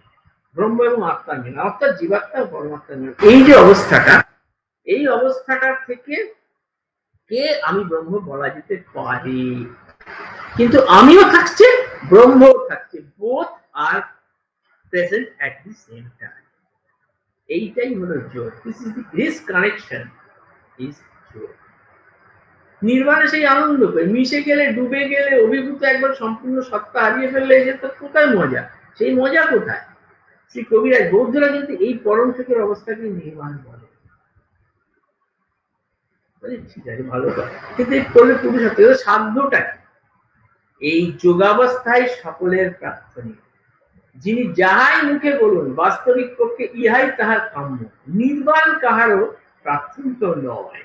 এটা আমারও খুব মনের কথা, ক্লোজ টু মাই হার্ট যাকে বলে, যে তবে কেউ জানিয়া চায়, কেউ না জানিয়া চায়। ওই যে বললাম যে আমরা যে চাইছি, সন্তান চাইছি, এ চাইছি, টাকা পয়সা চাইছি, এটা হচ্ছে না জেনে চাওয়া। যিনি জানিয়া চান, তিনি এই যে কৌশল করেছেন, তিনি যথেষ্ট উপায় অবলম্বন করিলে কালক্রমে সফল হইতে পারেন। কিন্তু যাহার আকাঙ্ক্ষা জ্ঞানমূলক নয়, তিনি অনুরূপ উপায় গ্রহণ করিতে পারেন না বলেই সিদ্ধ হইতে বঞ্চিত। ইহাই মানে কি? মানে বলছে যে এই যে থিওরি গুলো আলোচনা করা হচ্ছে, এইগুলো যদি আমরা বারবার দেখি বা পড়ি, তাহলে এর ধারণা, হ্যাঁ এর থেকে আমাদের জ্ঞান হবে না, এর থেকে আমাদের ভক্তি হবে, কিন্তু এটা আমি চাওয়ার পথে আমি কি চাইবো পরিষ্কার, পূর্ণ প্রাণে চাবার যাহা রিক্ত হাতে চাষনে পারে, সিক্ত চোখে চাষনে পারে, পরিষ্কার রবীন্দ্রনাথের কথা এখানে একটু রিফ্লেক্টেড হয়েছে। যে চেয়ে চাইতে হবে, জ্ঞানমূলক চাইতে হবে। এই জ্ঞান আমার হলো, সেই জ্ঞান ভিত্তিক আমাদের চাইতে হবে। আমরা এই এই এই এই এই এই পুরুষার্থ আমরা বুঝতে পেরেছি, এই পুরুষার্থ আমাদের সাধনা দিয়ে ওখানে পৌঁছতে হবে। Yes we have shortcomings, yes we have shortcomings, প্রচুর সংস্কার আছে, প্রারব্ধের গন্ডগোল আছে, সবকিছুই আছে, কিন্তু এইটা জেনে চাইতে হবে। তবে এই যোগাবস্থা যেমন অবস্থা, যেটা বলছেন যে কানেকশন ব্রহ্মদের ভাবাতীত অবস্থাও সত্য, সেটাও হয়। ব্রহ্মতে বিলীন হয়ে গেল, মরে গেল, শেষ হয়ে গেল, পুরো এরকম হতে পারে। ব্রহ্ম আত্মার মিলন যেমন হয়, কিন্তু ব্রহ্মে মিলে যাওয়াটাও সত্যি হতে পারে। এরকম হতে পারে যে ব্রহ্মে মিলিত হয়ে গেল, শরীর চলে গেল, ব্রহ্মের সম্পূর্ণ তার সত্তা ওর ভেতরে ঢুকে গেছে, এও হতে পারে, এটা সম্ভব। কিন্তু শরীর চলে গেলেই ওটা মিলে গেল তাও নয়, শরীর চলে গেল বলেই যে ব্রহ্মে মিলে গেল সে কথাও নয়। যাই হোক, সব বিভিন্ন স্টেজে। এইবারে বলছে এই পরমানন্দময় সর্বদা যুক্ত অবস্থা লাভের একমাত্র উপায় হলো কর্ম ছাড়া কিছুতেই এই জায়গায় যাওয়া যায়। কারণ কি? উনি বলছেন যে কোনোভাবেই এই যে কর্ম মানে হচ্ছে ওনার কাছে সাধনা, সেই সাধনাটা করতেই হবে। সাধনা না করে আমি যদি ফুল বেলপাতা চড়ালাম আর একটুখানি ভক্তি করলাম, তারপরে সিরিয়াল দেখলাম, এটা করলে কিছু হবে না, কিছুতেই হবে না। কর্ম করতেই হবে। কেন কর্ম করতে হবে সেটা পরবর্তীকালে আরো সুন্দরভাবে বোঝা যাবে। শ্রী কবিরাজ বলছেন কর্ম করলে কি পূর্ব সংস্কার যাবে, কৃপা লাগবে না? খুব পার্টিনেন্ট কোশ্চেন, আমাদের কোশ্চেন পুরো। বিশুদ্ধানন্দ, তুমি কি জানো তোমার প্রারব্ধ কি আছে? ভাগ্যিস জানি না, জানলে বলে চুপ করেই যেতাম, আর কিছুই করতাম না। যাই হোক কিছু করতে, যাই হোক তোমার প্রারব্ধ কিছু কি আছে তুমি কি জানো? সরল প্রায় চেষ্টা করলে তার আকর্ষণেই সঞ্চিত ভান্ডার থেকে প্রয়োজনীয় কর্মসংস্কার কোথা থেকে এসে যোগ দেয়। এই জন্যই দেখা যায় কিছু মানুষের, কিছু সাধকের কিছু খুব কম করছে, যেমন শ্রী অরবিন্দের সামান্য কাজ করতেই একবার হু করে কত দূর উনি উঠে গেছেন, যে অল্প অবাক হয়ে গিয়েছিল। সেটা ঠাকুরেরও এই কাণ্ড হয়েছে। তার কারণ হচ্ছে যে পুরনো প্রয়োজনীয় কর্মসংস্কার মূলাধার যেটা থাকে আর কি, সেইগুলো আসতে শুরু করে এবং এগুলোকে ঠেলে দিতে, রাশ ঠেলে দেওয়া যাকে বলে, সেই রাশ ঠেলে দিতে শুরু করে। আর কর্ম করলে কৃপা আসতে আলাদা করে কিছু করতে হয়, এমনি আছে এই কথাটা। কৃপা বাতাস বইছে, শুধু হাত বাড়িয়ে দাও, কর্ম করো, ঠিকভাবে সাধনা করো, ওই এমনি আসবে। আর কিন্তু আমরা নিজেরাও বুঝতে পারি কৃপা কিরকম ভাবে অল্প অল্প আসে। এবং এখানে দুটো উপমা উনি দিয়েছেন। একই পাখির দুটো যে ডানা রয়েছে, সেই দুটো ডানাই লাগবে, সেই দুটো ডানাই ঝাপটালে তবেই পাখিটি উঠতে পারবে। যেমনি পুরুষকার এবং কর্ম, বা পুরুষকার এবং কৃপা। পুরুষকার মানে কর্ম বা সাধনা। আচ্ছা, এখানে আমার একটা প্রশ্ন আছে, সেটা হচ্ছে এই কর্ম বলতে গুরু নির্দিষ্ট যে সাধন পদ্ধতি, সেটাকে এই কর্ম বলা হচ্ছে। তো ওনার যে সাধন পদ্ধতি, উনি এটাকে কিন্তু আলাদা করছেন। উনি বলছেন তুমি যদি নববিধ ভক্তি দেখাও বা তোমার জ্ঞান যোগের শ্রবণ মনন নির্দেশন করো, তাহলে সেটাও কর্ম। হ্যাঁ, ওনার সাধন পদ্ধতি একমাত্র কর্ম, এটা উনি বলছেন। আমাদের সহযোগ আর কি কর্ম, অবশ্যই কর্ম। হ্যাঁ, মানে প্রত্যেকের ক্ষেত্রেই তাই, গুরু নির্দিষ্ট কর্ম এবং স্মরণ মনন নির্দেশন, এটাই হচ্ছে কি কর্ম। একদম। এবং উনি বলছেন যে দেখো তুমি নিজেকে যতক্ষণ দেহ ভাবছো ততক্ষণ অহংকার থাকবে, অহংকার করলে কর্ম করতে থাকবে, এর থেকে তুমি কিছুতেই বেরোতে পারবে না। তাই জন্য এমন কর্ম করা উচিত, কৌশলযুক্ত কর্ম, যাতে এই স্থূল সম্পর্ক ঘটে। সেটাই সাধনা।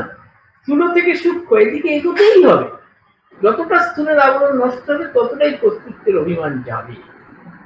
আমি করছি এই বোধটা থাকবে না, কারণ ওটা কুণ্ডলিনী শক্তি করাচ্ছে এবং আস্তে আস্তে আমি সূক্ষ্মের দিকে এগোচ্ছি, ততই কৃপার প্রভাব উপলব্ধি হবে। এটা কৃপা, এই কুণ্ডলিনী শক্তি তার ভিতরে চৈতন্য আসছে, সে এই কাণ্ডটি করাচ্ছে, তবেই হচ্ছে, তবেই তো আস্তে আস্তে দেহাত্মবোধ যাবে। অন্য কোনোভাবে দেহাত্মবোধ যাবে না, অন্য কোনোভাবে যাবে না। আমি মনে করি আমি যেভাবে বললে আপনারা বলে যাও না, তুমি সারা বছর ধরে বলে যাও, কিচ্ছু হবে না।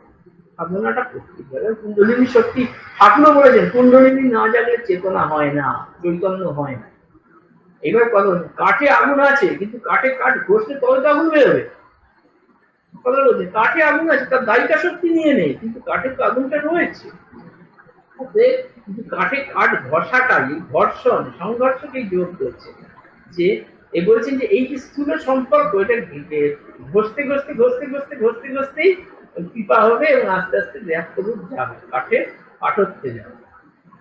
আচ্ছা, এখানে ওই একটা কথা যেটা বলতে বলতে কেটে গেছিল, সেটা হচ্ছে কি পাখি দুটো ডানা দিয়ে উঠছে, এটা সিগনিফিকেন্স কি? যে পাখির যে দুটো ডানা আছে, সেই পাখির দুটো ডানা, দুটোই ডানা লাগে পাখিকে উঠতে। অর্থাৎ একটা পাখা হচ্ছে, একটা ডানা হচ্ছে পুরুষাকার, আর একটা ডানা হচ্ছে কৃপা।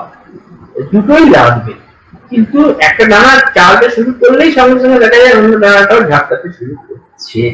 ঠিক তেমনি আমাকে শ্রী চৈতন্যানন্দ একটা কথা বলেছেন যে একটা কাঁচির দুটো ফলা আছে, সেই দুটো ফলাকেই একসঙ্গে চালালে তবেই সেটা কাটতে পারে। এইগুলো ভেবে কৃপা আর পুরুষকারকে সুন্দরভাবে উনি একটা সিমিল দিয়ে ব্যাখ্যা করছেন। দুটোই লাগবে। হ্যাঁ, দুটোই লাগবে। এইবারে বলছে যে কর্ম থেকে তো জ্ঞান হলো, আত্মজ্ঞান হলো, মুক্তি হলো ইত্যাদি, জ্ঞানের পর বলছে জ্ঞানের পরেই বিশুদ্ধ হলো। এই বিশুদ্ধ ভক্তি ছাড়া আসে বৈরাগ্য। বৈরাগ্য কি? ঈশ্বরের প্রতি অনুরাগ এবং বিষয়ের প্রতি বিতরণ। এই জড়ত্বের আবরণ যতক্ষণ না যাচ্ছে ততক্ষণ এই বিশুদ্ধ ভক্তিতে আসে। লগ্নতা, যখনই লগ্নতা আসে, যখন লগ্নতা হয় সাক্ষাৎকারের পরে, যখন বস্তুতে প্রাণের আকর্ষণ বা লগ্নতা হয়, আমি ঈশ্বরের সঙ্গে সবসময় যুক্ত, আর সেটাকে আমার ভীষণ ভালো লাগছে, এবং সেই ভালো লাগা পরমানন্দ রূপে সমস্ত চারদিকে ছড়িয়ে পড়ছে, এমিনেটিং, ডিসেমিনেটিং। এই যে সৌন্দর্যটা চারদিকে ছড়িয়ে পড়ছে, এই যে সৌন্দর্য, ভালোবাসা, ভক্তি, সেটা যে ছড়িয়ে পড়ছে, সেইটা থেকেই এই লগ্নতা, সে প্রাণের আকর্ষণ হচ্ছে। আশেপাশে যারা আছে তারাও তাদের এফেক্টেড হচ্ছে বা ইনফেক্টেড হচ্ছে। এইটাই হচ্ছে, এই লগ্নতাটা থাকা মানে হচ্ছে বিশুদ্ধ ভক্তি।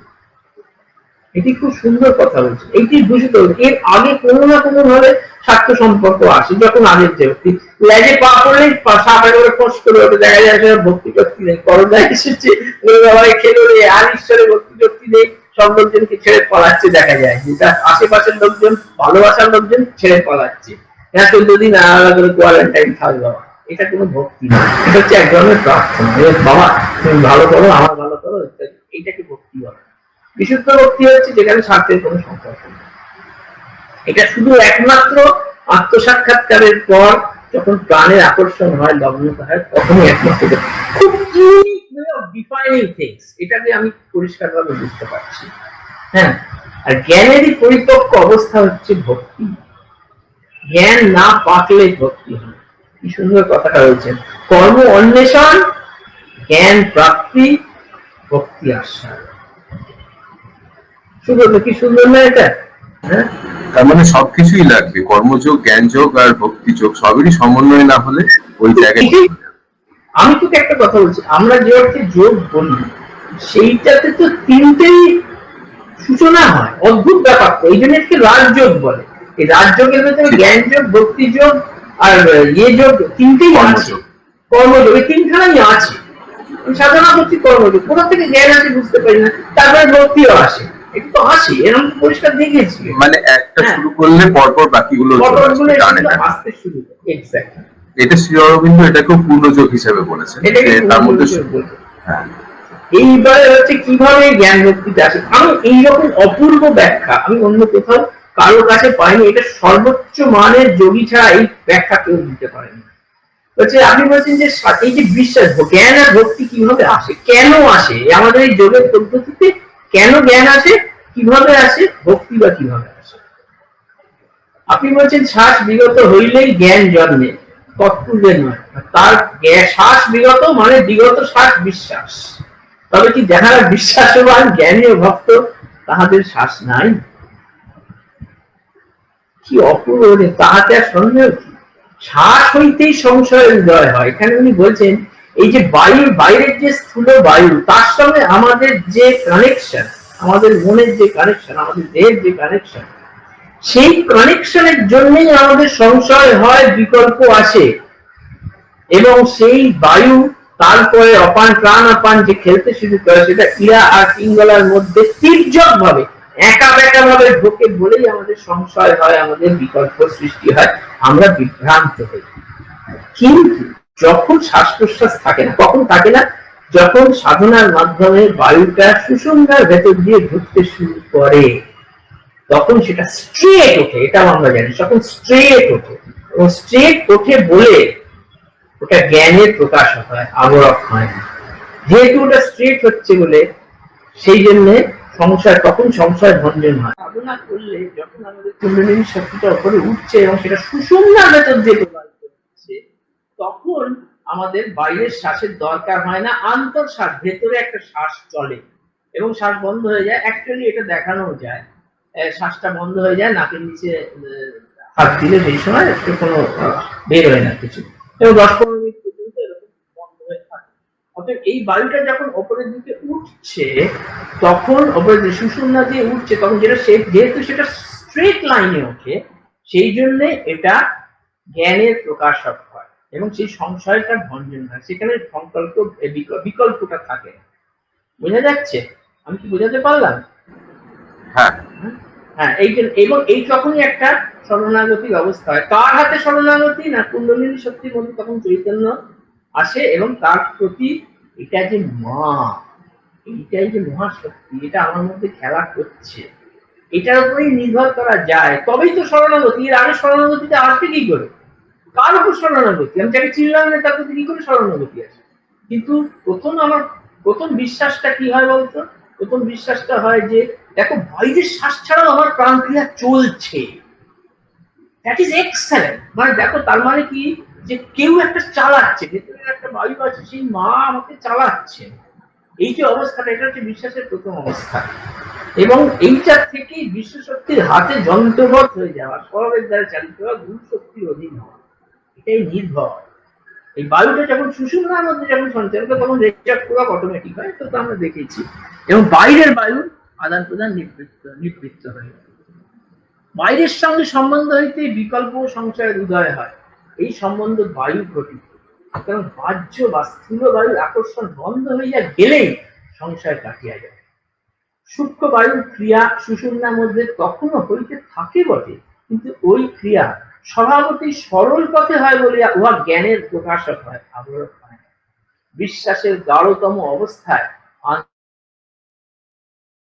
থাকে না, সেটা প্রাপ্ত আমরা জানি না, তখন সংকল্প থাকে না।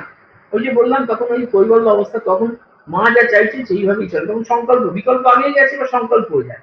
বিশ্বাস ও নির্বিকল্প দশা প্রায় সমান, ইহা অতি উচ্চ। আমি তো বুঝতে পারি না শরণাগতি অন্য কিভাবে আসবে, পুরোটা ছেড়ে দেওয়া কিভাবে আসবে, অন্য কোনোভাবে আসতে পারে না। আমি পুরোটা ছেড়ে দিয়েছি, লোকের মুখে যাই বলুক না, অত সোজা নয় ছেড়ে দেওয়া। এইভাবেই জ্ঞান আসে, এইভাবে ভক্তি আসে, এইভাবে বিশ্বাস আসে। আচ্ছা, তারপর কি উনি খুব বলছেন যে ভক্তির পর কি অবস্থা আছে? আছে এটাই প্রেম। এই প্রেম হচ্ছে ভক্তির গাঢ় অবস্থাকেই প্রেম বলে। এটা হচ্ছে পরমানন্দ স্বরূপ। এটাই অনেকে অদ্বৈত সিদ্ধি বলে থাকে। এই অবস্থা পূর্ণত্বের দ্বারদেশ, এটাই স্বভাব স্থিতির আগের অবস্থা। এটা এলে পরমানন্দ, সবকিছুতে আনন্দ, অসীম বা অনন্ত সত্তা তত্ত্বাতীত হলেও তত্ত্বরূপে বর্ণিত হয়। এরপরেই হচ্ছে অকুল পাথার, এখানে বাক্য আর মনের কোনো গতি নেই, তার আগে এই প্রেমের অবস্থা। এইখানেই অনেকে থেমে যায়, বলেন যে আর যাওয়ার দরকার নেই। উহা এক হিসেবে ঈশ্বরত্বের অতীত অবস্থা, পূর্ণতমা মহাশক্তির স্বরূপ বা স্বভাব। বিনা প্রেম সে না মিলে নন্দলা। হীরা কাহে প্রভু বিনা প্রেম সে নাহি মিলে নন্দলা।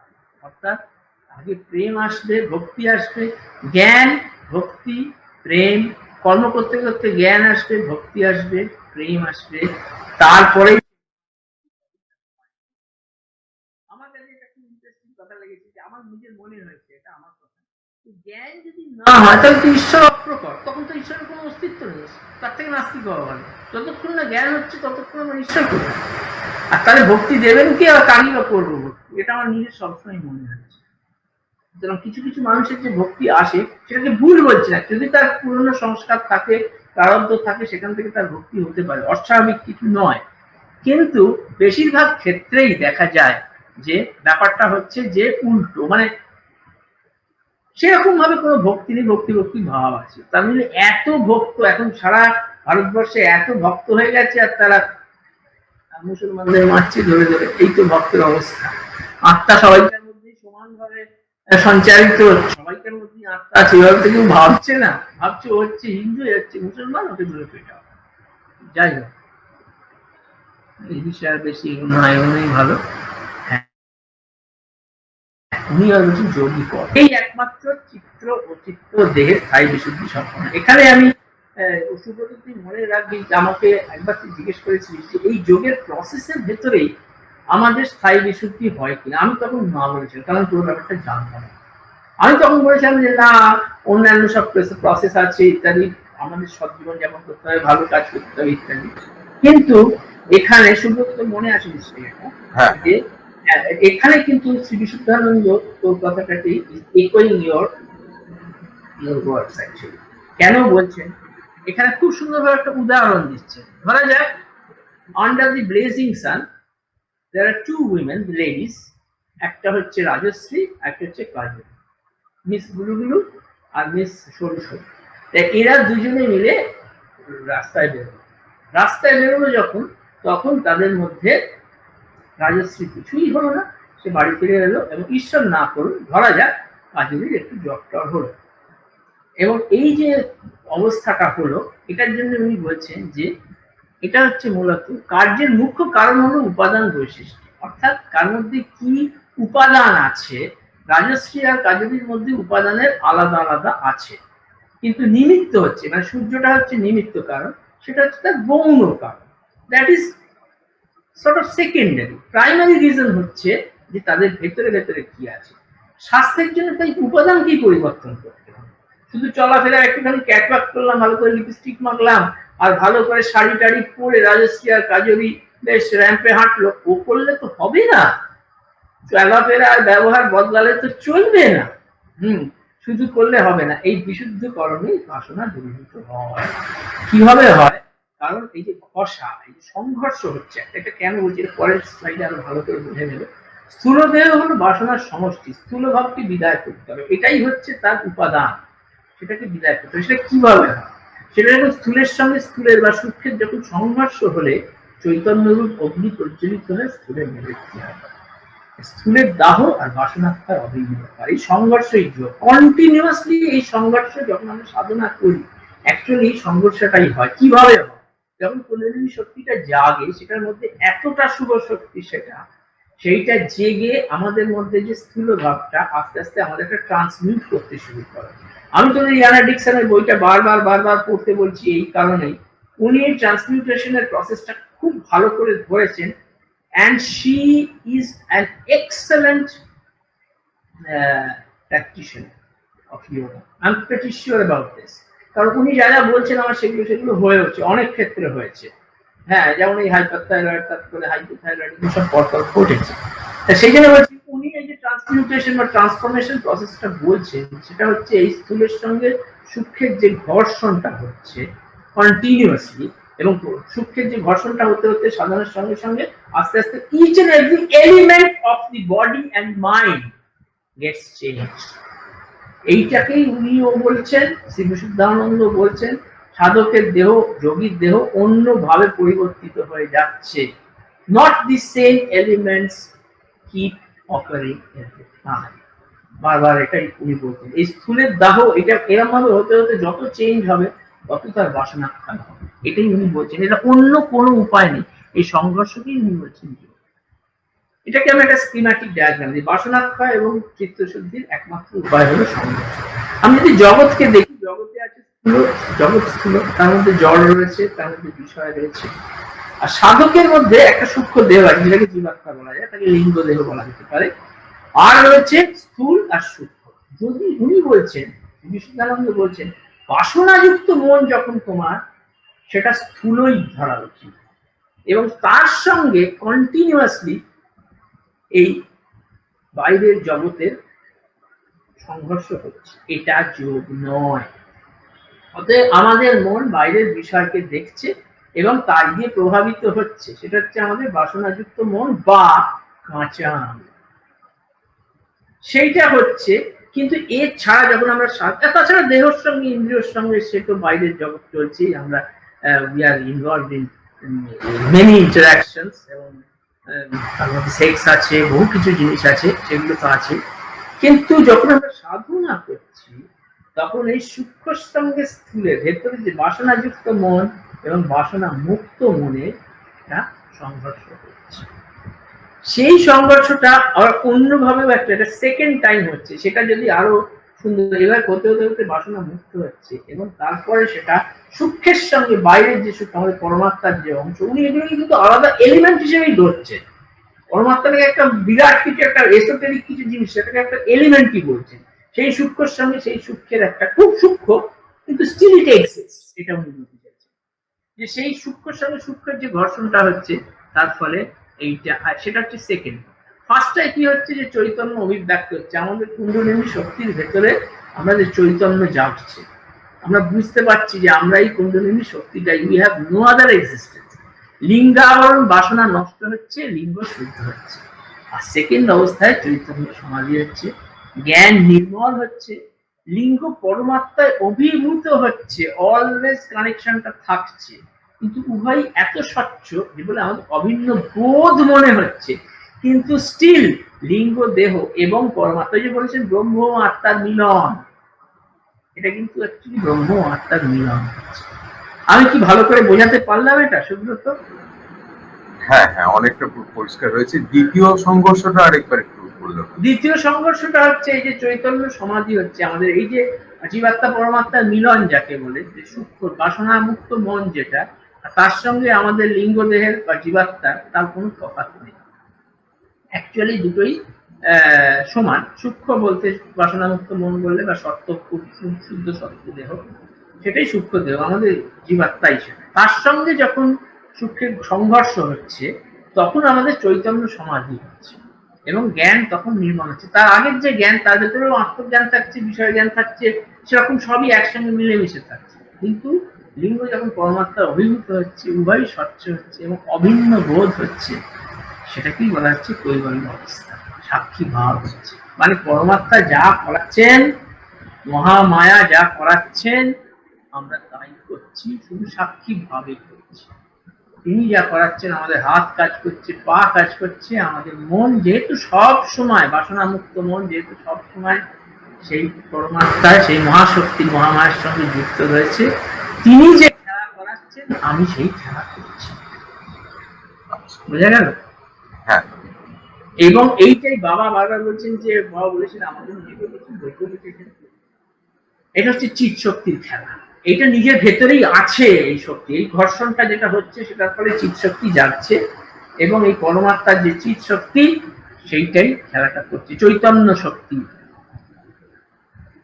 তাহলে এই চিৎ শক্তি কি মহামায়ার শক্তি না পরমাত্মা? অ্যাকচুয়ালি যে কুণ্ডলিনী শক্তি, তার সঙ্গে এটা অ্যাকচুয়ালি অভেদ ভাব। এটাকে পরবর্তীকালে এটা বাবাও বলেছেন, এবং একদম একইভাবে বিশুদ্ধানন্দজিও বলছেন, যে এই দুটো শক্তি মূলত অভেদ। এমনকি প্রাণ শক্তিরই একটা অংশ হচ্ছে, কুণ্ডলিনী শক্তিরই অংশ হচ্ছে প্রাণ শক্তি।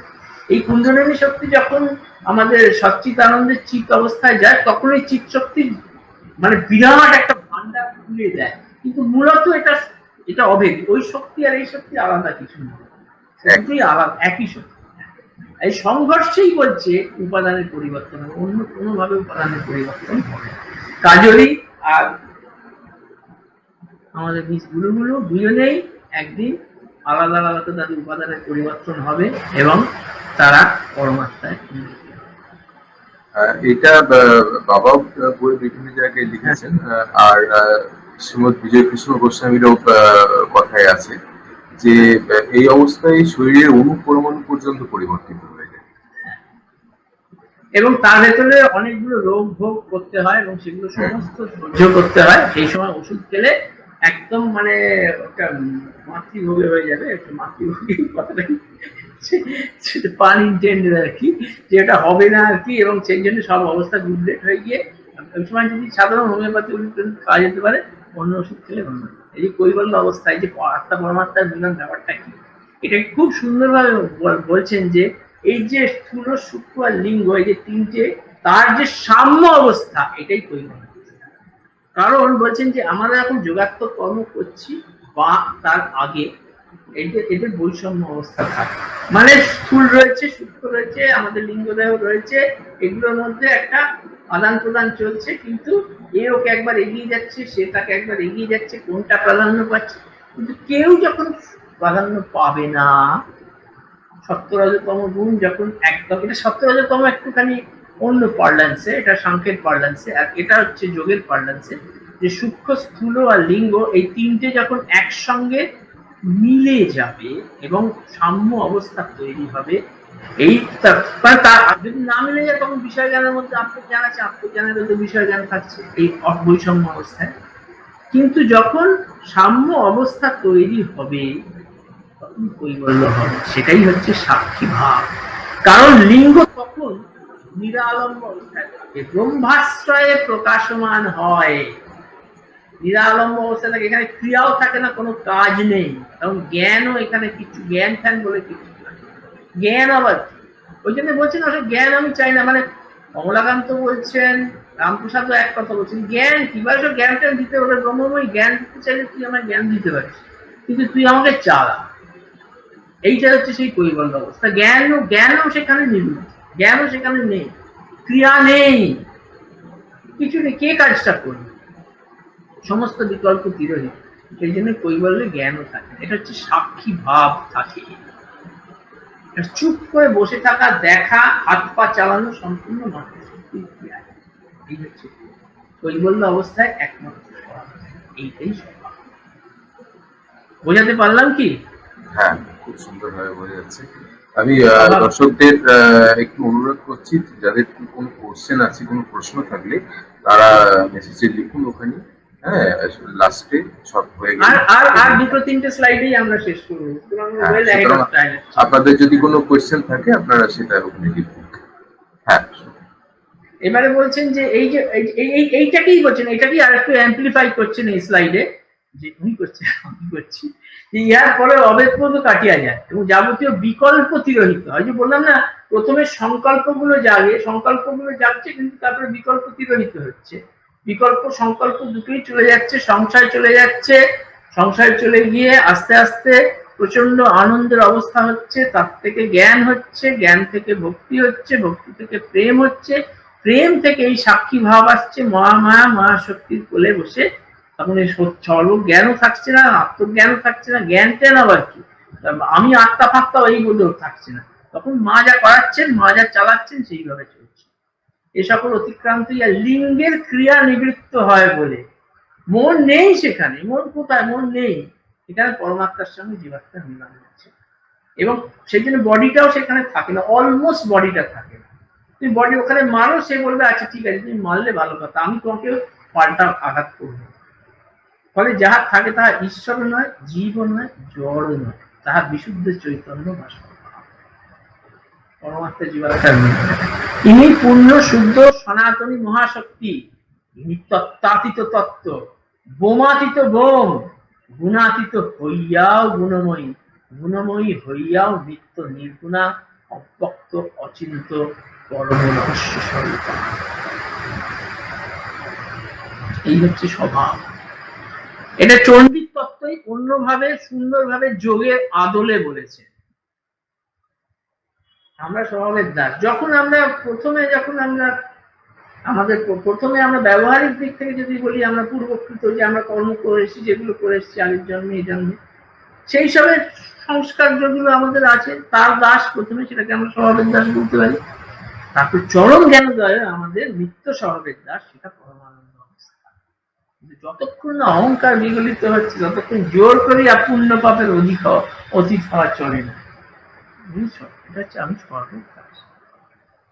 সমাধি কি? সমাধি বলছেন যে যখন এই যে নির্বিকল্প অবস্থা, যেখানে সংকল্প বিকল্প চলে গেছে, এবং স্থূল দেহ কেন নিশ্চল হয়? কারণ লিঙ্গ যখন হচ্ছে, তখন লিঙ্গই বারবার উনি বলছেন যে জীবাত্মা, আমাদের যে লিঙ্গ দেহ বা আমাদের যে স্পাইন বডি, সেইটাই চালায় আমাদের স্থূল শরীরকে, এবং তাছাড়া সেটা কাজই করতে পারে না। লিঙ্গ শরীরকে কারণ শরীর বলে তো? একদম কারণ শরীর। এবার সেই কারণ শরীরটাই আমাদেরকে চালায়, আমাদের স্থূল শরীরকে চালাচ্ছে। এবং যেহেতু সেই লিঙ্গ যদি পরমাত্মায় কানেক্টেড হয়ে গিয়ে থাকে, এবং লিঙ্গ যদি আত্মায় যুক্ত হয়ে যদি আর তার কোনো কাজ থাকে না, তাহলে স্থূলদেহকে চালানোর কেউ থাকে না। এবং স্থূলদেহকে চালানো না থাকলে সেই জন্য স্থূলদেহটা নিশ্চল হয়ে যায়। সেই জন্য সমাধি আমরা বুঝতে পারি যে এটা সমাধি হচ্ছে।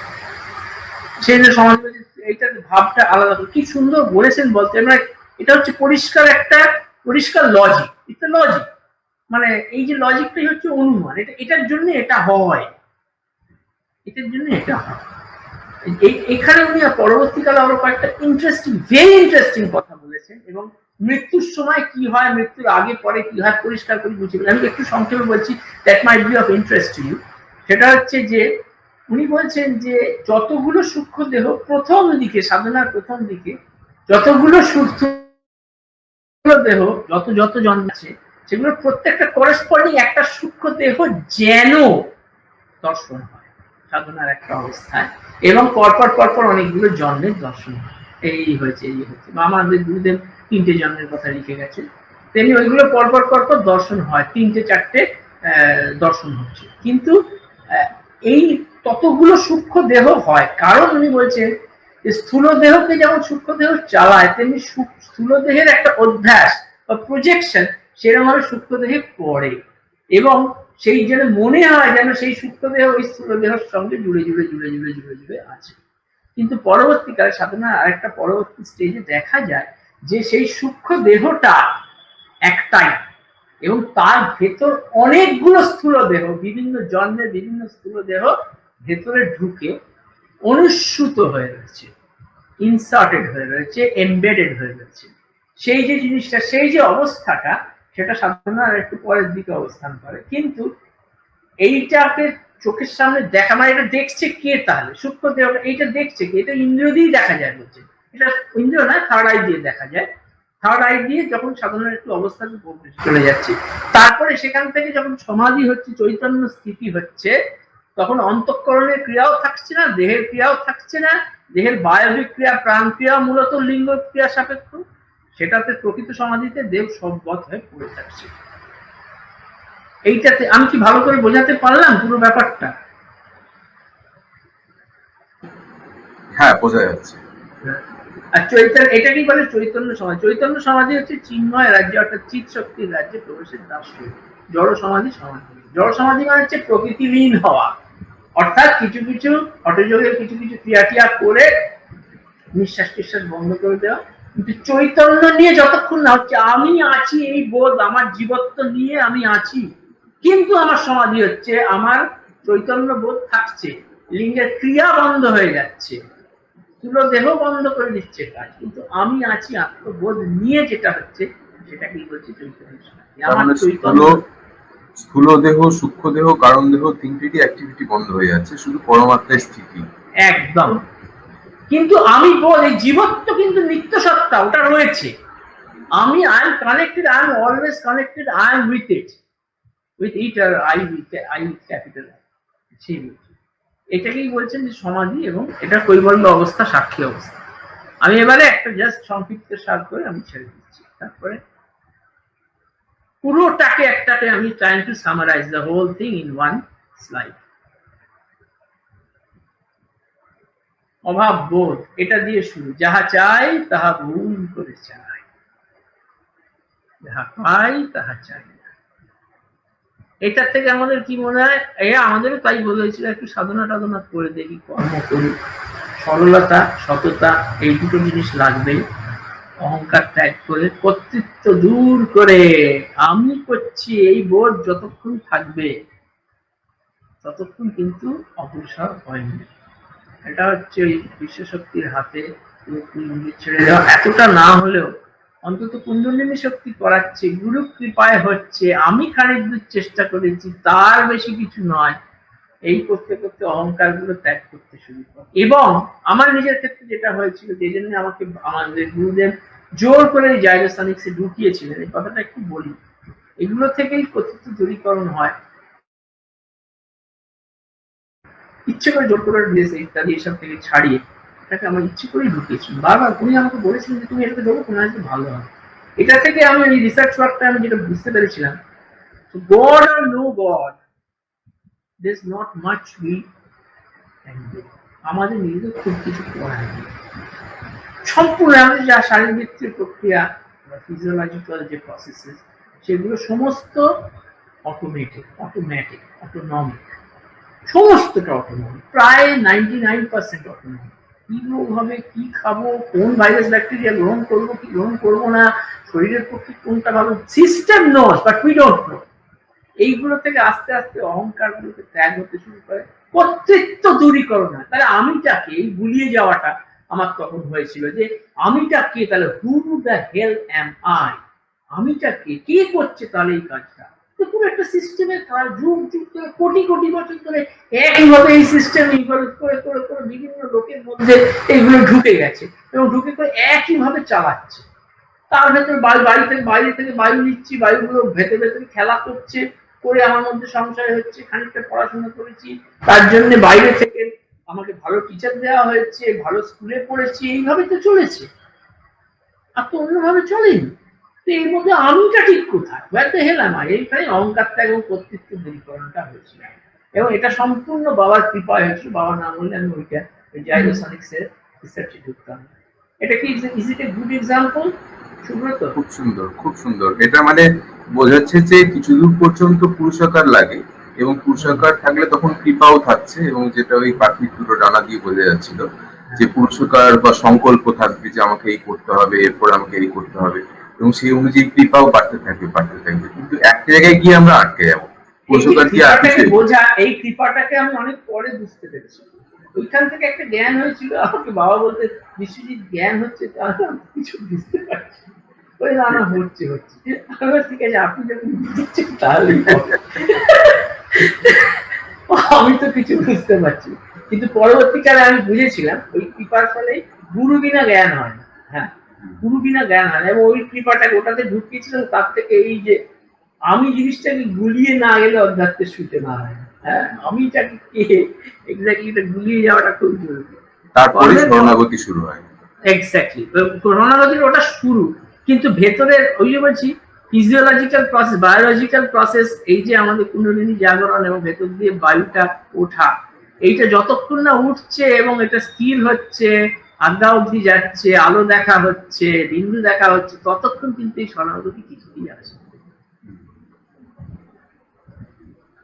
স্থূল থেকে সূক্ষ্ম এই দিকে যেতে হবে, এইটা নিজেকে বুঝতে হবে। এবং এই ঘর্ষণ ওই সময় হচ্ছে, যে ঘর্ষণের কথাটা বললাম, যেটা পরে আমি অনেকটা স্লাইড দিয়ে অ্যাম্প্লিফাই করেছি, স্থূলের সঙ্গে সূক্ষ্মের যে ঘর্ষণ, সেটা দুভাবে হয়, এবং আমি সূক্ষ্ম, সবই সূক্ষ্ম, সবেরই একটা সূক্ষ্ম অবস্থা আছে, এবং ভূত কঞ্চুকের আবরণটা আস্তে আস্তে ত্যাগ হতে শুরু করে, কাটতে শুরু করে। ভূত কঞ্চুক মানে অ্যাকচুয়ালি আমরা পঞ্চীকরণ, আমাদের ভূত পঞ্চভূত দিয়ে তৈরি, এবং শ্রী বিশুদ্ধানন্দ বলছিল অ্যাকচুয়ালি নাকি সে অপঞ্চীকরণ করা যায়, মানে পাঁচটাকে আলাদা আলাদা করে বিশ্লিষ্ট করে দেওয়া যায়।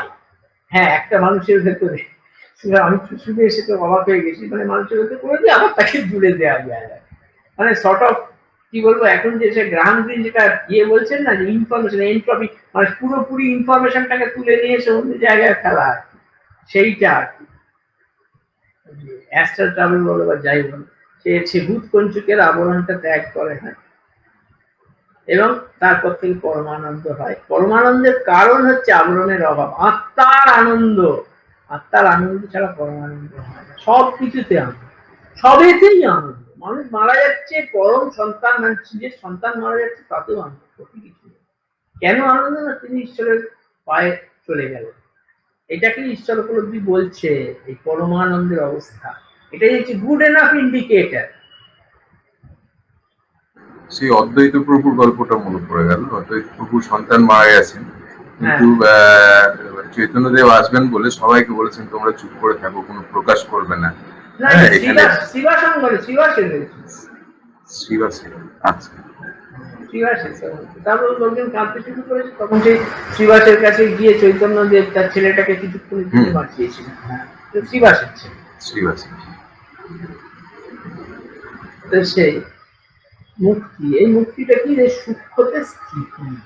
এই স্থিতি না হলে কিন্তু পরমানন্দ যাই হোক, মুক্তিটা সূক্ষ্মতে স্থিতি, মানে সূক্ষ্ম দেহতে, সূক্ষ্ম কারণ দেহে স্থিতি। এইটা মানে আর শরীরের স্থিতি নয়, এর নিত্য সম্পর্ক, তার সঙ্গে একটা কানেকশন। তার থেকে মুক্তি। মুক্তি মানে কি? যে আমি সূক্ষ্ম এবং সেই সূক্ষ্ম অবস্থায় স্থিতি, মানে আত্মাতে স্থিতি, আমার যে শুদ্ধ সত্য সেই অবস্থায় স্থিতি এবং নিত্য সম্পর্ক আত্মার সঙ্গে। আমার নিত্য সম্পর্ক, আমি ওটা, আমি অন্য কিছু নই, আমি মন নই, আমি শরীর নই, আমি ওটা আত্মা। কিন্তু সেটা জীবাত্মা, mind you, that is not পরমাত্মা। সেইটাই হচ্ছে আত্মজ্ঞান। এটার ইন্ডিকেটর কি না? আত্মজ্ঞান। এই আত্মজ্ঞানের পরে, মুক্তির পরে কি আসে? মুক্তির পর আসে ভক্তি। ভক্তি আসে মানে বস্তুতে কখন ভক্তি আসে? যখন আমি মুক্তির অবস্থায় আমি সেই আত্মার সঙ্গে আমার সব সময় কানেকশন থাকে, আমার জীবত্ব সব সময় আত্মার সঙ্গে কানেকশন থাকছে, সেই অবস্থায় হচ্ছে ভক্তি। বস্তুতে লগ্নতা, এই লগ্নতা, তাকে ভালোবাসা, তার প্রতি বিশ্বাস, সেটাই জ্ঞানের চরম অবস্থা, হচ্ছে ভক্তি। জ্ঞানটাই কালমিনেট করছে একটু ভক্তি। ভক্তি থেকে প্রেম আসে। প্রেম কিন্তু মাতৃশক্তির অনুভব, কিন্তু এটা মাতৃশক্তির খেলা দেখা বা দেখানো নয়, সেটা স্বভাবে হয়, কৈবল্য অবস্থায় হয়। কিন্তু প্রেম যখন আসে, সবাইকার প্রতি প্রেম, যে যত জাতি হোক না কেন, তার প্রতি প্রেম আসে, এবং সেটা হচ্ছে ভক্তির পরাকাষ্ঠা। তখন মাতৃশক্তির অনুভব হয়, বোঝা যায় যে এই মায়ের শক্তি আমার মধ্যে খেলছে এবং তার সেটা সবাইকে ভালোবাসতে বলছে, আমি সবাইকে ভালোবাসতে পারছি। এবং সেই প্রেম যখন বিতরিত হয়, তখন নিজেই অবাক হয়ে যায়, লোকজন, বাসের লোকজনও অবাক হয়ে যায়। আর এই শেষ অবস্থাটা হচ্ছে জীবাত্মা পরমাত্মার মিলন, যাকে কৈবল্য অবস্থা বলা হচ্ছে, কৈবল্য পাদ। এটাই স্বভাব স্থিতি, এইটাই চিত্তবৃত্তি নিরোধ। অর্থাৎ আমার চিত্তের কোনো বৃত্তি উঠছে না, আমার লিঙ্গ দেহ সেখানে মায়ের পায়ে চলে গেছে, সেখানে আমার দেহ কাজ করছে না। সেটা সমাজী অবস্থায় শুধু না, অন্যান্য অবস্থাতেও আমার দেহ কোনো কাজ করছে না, বিকজ লিঙ্গ দেহ তো পরমাত্মা, সে কাজটা করবে কে? সেইখানে চিত্তবৃত্তি আমার নিরোধ হয়ে গেছে, কিন্তু কাজ হয়ে যাচ্ছে, কাজটা হয়ে যাচ্ছে। সেখানে কোনো সংকল্প নেই, সেখানে কোনো বিকল্প নেই, কিন্তু কাজটা মাতৃশক্তি মায়ের। মোটামুটি ভাবে এইভাবে আমরা খুব পরিষ্কার ভাবে এটা আমরা বলতে পারি। এইখানে আমাদের প্রেজেন্টেশন শেষ। কিন্তু আমাদের এই যে আগম বাক্য যে আমরা শুনলাম, সেটা কিন্তু আমাদের প্রত্যক্ষ অনুমান সাপেক্ষ, প্রত্যেকটা অবস্থাকে আমাদের উপলব্ধি করতে হবে এবং মিলিয়ে নিতে হবে, এবং কিছু কিছু ইন্ডিকেটার, যেগুলো কথাগুলো বলে দিচ্ছে, ইন্ডিকেটার গুলো দিয়ে বুঝতে হবে। আর কারণ বাবাকে বলেছে যে বাবা, আপনি যে ওপরে উঠেছিলেন সবচেয়ে, আপনি যে সমাধি হয়েছিল, আর ওর তো ঘুমও মনে হতে হয়। আমি চুপ করে বলেছিলাম, আমি বুঝতে পেরেছিলাম না, ওখান থেকে ফিরে এলে যেসব গুণাবলী আসে, যেসব ইন্ডিকেটার্স বুঝতে পারা যায়, সেই ইন্ডিকেটার্স দিয়েই বোঝা যায় যে সে সেই অবস্থায় পৌঁছেছে। আমি নিজে কি করে আর বুঝবো? হ্যাঁ, ভক্তি বোঝা যায়, প্রেম বোঝা যায়, সবাইকার প্রতি প্রেম বোঝা যায়, কিন্তু স্বভাব স্থিতিও বোঝা যায় না, ভক্তিও বোঝা যায়। সুতরাং সেগুলোকে আমাদের প্রত্যক্ষ অনুমান দিয়ে দিয়ে প্রত্যেকটা স্তরে স্তরে আমাদের অনুভব হতে থাকবে এক একটা। আমার প্রেজেন্টেশন কি মোটামুটি হলো? খুব সুন্দর, খুব সুন্দরভাবে পরিষ্কার বোঝা গেল, কিন্তু বুঝলেই তো হবে না, এরপরে হচ্ছে কি অনুভূতির ব্যাপার আছে। হ্যাঁ, সেটা সাধনা না হলে অনুভূতি হবে না। হ্যাঁ, কিন্তু খানিক দূর অব্দি যাওয়া যায়। সততা, আমি একটা কথা পরিষ্কার বলছি, সৎ হতে হবে, মনে মুখে এক হতে হবে। ঠাকুর বারবার বাইরে বলছেন। বাইরে একরকম আর ভেতরে আরেক রকম, এ করলে কোনোদিন অধ্যাত্মে সামান্য কম এগোনো যাবে না। আমাদের ব্যবহারিক জীবনে সেটাকে যদি না করি আমি, তাহলে আমার অধ্যাত্ম জীবনেও সেটা হবে না। আমাকে মিথ্যে কথা বলতে হয় এর জন্য, আমার অফিসের জন্য বলতেই না, কেন বলবো? দরকার হলে ছেড়ে দেবো। হ্যাঁ, আমার ফ্যামিলিকে মানতে হবে, ফ্যামিলিকে চালাতে হবে, করবো না, ফ্যামিলিকে চালাবো না, সেরকম ভাবে দরকার হলে কম কাজ করবো, খারাপ কাজ করবো, প্রমোশন হবে না হোক, তাও আমি মিথ্যে কথা বলবো না, মনে মুখে এক থাকবে, কোম্পানির জন্য মিথ্যে কথা বলবো। এই যে জিনিসগুলো, এইগুলো খুব বেশি রকম ভাবে নিজের জীবনে প্রয়োগ করা, এগুলো খুব জরুরি আছে। খানিক দূর অব্দি এগুলো যেতে। আচ্ছা, এবার প্রশ্নগুলো একটু নেওয়া যাক। আচ্ছা, আমাদের এখানে প্রশ্ন খুবই অল্প এসছে, মানে পদ্মনাভ প্রশ্ন করেছেন, পদ্মনাভ ব্যানার্জি, যে প্রশ্ন ঠিক না, উনি বলেছেন যে আমাদের সাধনায় তো ভক্তির চেয়ে সংগ্রামকে বেশি গুরুত্ব দেওয়া হয়েছে। যোগ সাধনা তো সংগ্রামের পথ, বীরের পথ, এখানে আকুতি নেই, আছে জয় করার আনন্দ। হ্যাঁ, এটা তো একটা স্টেটমেন্ট হলে কোয়েশ্চেন, কথাটা ঠিকই, এবং এতে কোনো অসুবিধা নেই। এই যে সংঘর্ষের কথা বলছেন, যে সংগ্রাম এই জন্য বলছে, ঠিকই বলছে, কারণ আমাদের তো we are infested with so much of ফলিস and shortcomings, এবং সেইগুলোই আমাদের বাধা, সেই জন্যই আমাদের সংগ্রাম। কামনা বাসনা, যে টাকা পয়সা কামিনীর যায় না, কাঞ্চনেরটা যায়, কামিনীরটা কি যায় না, এগুলো আমরা জানি। তাছাড়া ছোটখাটো জিনিসে আমরা we feel too much part up by distracted, disturbed, এবং হয়তো সেই জন্য সাধনা কাম ওয়াট মে আমি আজকে বসবো সাধনা, কাম ওয়াট মে, যা ঘটে ঘটুক, পৃথিবী উল্টে যাক, সন্তানের জ্বর হয় হোক, আমি আজকে সাধনা করতে বসবো। এই হচ্ছে সংগ্রামের অবস্থা। এবং খানিক দূর এগোলে দেখা যায় যে না, এটা এমনি টেনে নিয়ে বসাচ্ছে, আনন্দের সঙ্গে এটা সংগ্রাম, অবশ্যই এটা তো সংগ্রাম, এর থেকে বড় আর কথা কি আছে। এবং বীরের ভাব না নিলে এটাতে হবে না। অবশ্যই আকুতি থাকাটা কি, আকুতি থাকবে না একদম, এ কথা বলা যায় না। তার কারণ হচ্ছে যে চাইতে হবে, ওখানেও বলছেন আকাঙ্ক্ষাটা চাইতে হবে। আকাঙ্ক্ষা, আমি কি চাইছি সেটা জানতে হবে, আমাকে এই পেতে হবে, পরিষ্কার এই যাবো, আমি এই রাস্তায় যাব, হ্যাঁ আমার কৃপা লাগবে, তুমি আমাকে কৃপা করবে, এই তম, এটাকে বলছে সত্যের মধ্যে তম, আমার চাই, এটা হবে চাই, কিন্তু সেটা তো জ্ঞানমূলক চাও, একটু খারাপ চাও না। এইটা আকুতি যদি বলা হয়, তাহলে দিস ইজ আকুতি। এই চাওয়াটাই আকুতি একটা, যে আমি সেই জায়গায় যেতে চাই। আচ্ছা, এরপর আশিস মজুমদার, আশিস বলছে যে জ্ঞানগঞ্জ নিয়ে কিছু বলবেন। জ্ঞানগঞ্জ নিয়ে এখানে এটা ঠিক বলার জায়গা নয়, পরে বলবো, কারণ জ্ঞানগঞ্জ আছে, 100% আছে, এবং উনি তো জ্ঞানগঞ্জেরই যোগী ছিলেন, এবং নানান ধরনের খেলা দেখিয়েছেন, এবং মানে যে হাতে হাত বাড়িয়ে যে ম্যাগনিফাইং গ্লাসটা আনতেন, যা দিয়ে আর কি মানে গুণাগুণের তফাৎ করে দিয়ে জিনিসটাকে একটা জিনিস থেকে একটা জিনিসে ট্রান্সফর্ম করতে, সেটা ওইটা জ্ঞানগঞ্জ থেকে আনতেন। এবং ওনার যে অ্যাস্ট্রাল ট্রাভেল, উনি 15 মিনিটে হিমালয় যেতে পারতেন, একটা শরীর নিয়েও যেতে পারতেন, শরীর ছাড়াও যেতে পারতেন। এটা কোনো সাধারণ মানুষের কথা নয়, যারা ওখানে বসে আছে তারা এইগুলো বলেছে, যে মানে তারা কেউ জর্জ ব্যারিস্টার এবং তার বিখ্যাত ব্যক্তি, তার খুব হেজি লোক নয়, সেই সময়কালের খুব বিখ্যাত, সেই সময়কালের একজন বিখ্যাত ব্যক্তি, এই যে গোপীনাথ কবিরাজ, মহামহোপাধ্যায় গোপীনাথ কবিরাজ, বিশাল, মানে সেই সময়ের সর্বশ্রেষ্ঠ জ্ঞানী ছিলেন আর কি। হ্যাঁ, সেই বলছি। এবং আমার নিজের মনে হয় এই বইটা একটু দুরূহ বই, এবং আমি প্রায় 3-4 বার পড়ে খানিক দূর আয়ত্ত করেছি। এখন তোরা যদি পড়িস তাহলে ইজিলি বোঝা যাবে, খুব প্রাঞ্জল ভাবে বলা হয়েছে। হ্যাঁ, এইটাতে অ্যাকচুয়ালি শ্রী গোপীনাথ কবিরাজ বেনারসে আমার ছোটবেলায় আমাকে যদি আশীর্বাদ না করতেন, আমি সম্ভবত এটা বুঝতে পারতাম, সম্ভবত এটা আমার পক্ষে এটা একটা কৃপা। এবং উনি আমাকে খুব প্রাণ ভরে আশীর্বাদ করেছিলেন, উঠে কখন উঠবার অবস্থা ছিল না, তা সত্ত্বেও উনি উঠে বসে আমাকে আশীর্বাদ করেছিলেন আনন্দময়ী আশ্রম। সেইটা আমার কাছে একটা কি বলবো চিরস্মরণীয়। আমি বাবাকে যতবার বলতাম যে বাবা বেনারস, সেই গোপীনাথ কবিরাজ, এইটা উনি গোপীনাথ কবিরাজ, বেনারস বললে উনি ওটাকে ইকুয়েট করতেন গোপীনাথ কবিরাজ। হ্যাঁ, যাই হোক, আর কি প্রশ্ন আছে? এই হচ্ছে জ্ঞানগঞ্জ, আর জ্ঞানগঞ্জ নিয়ে অন্য জায়গায় বলা যেত।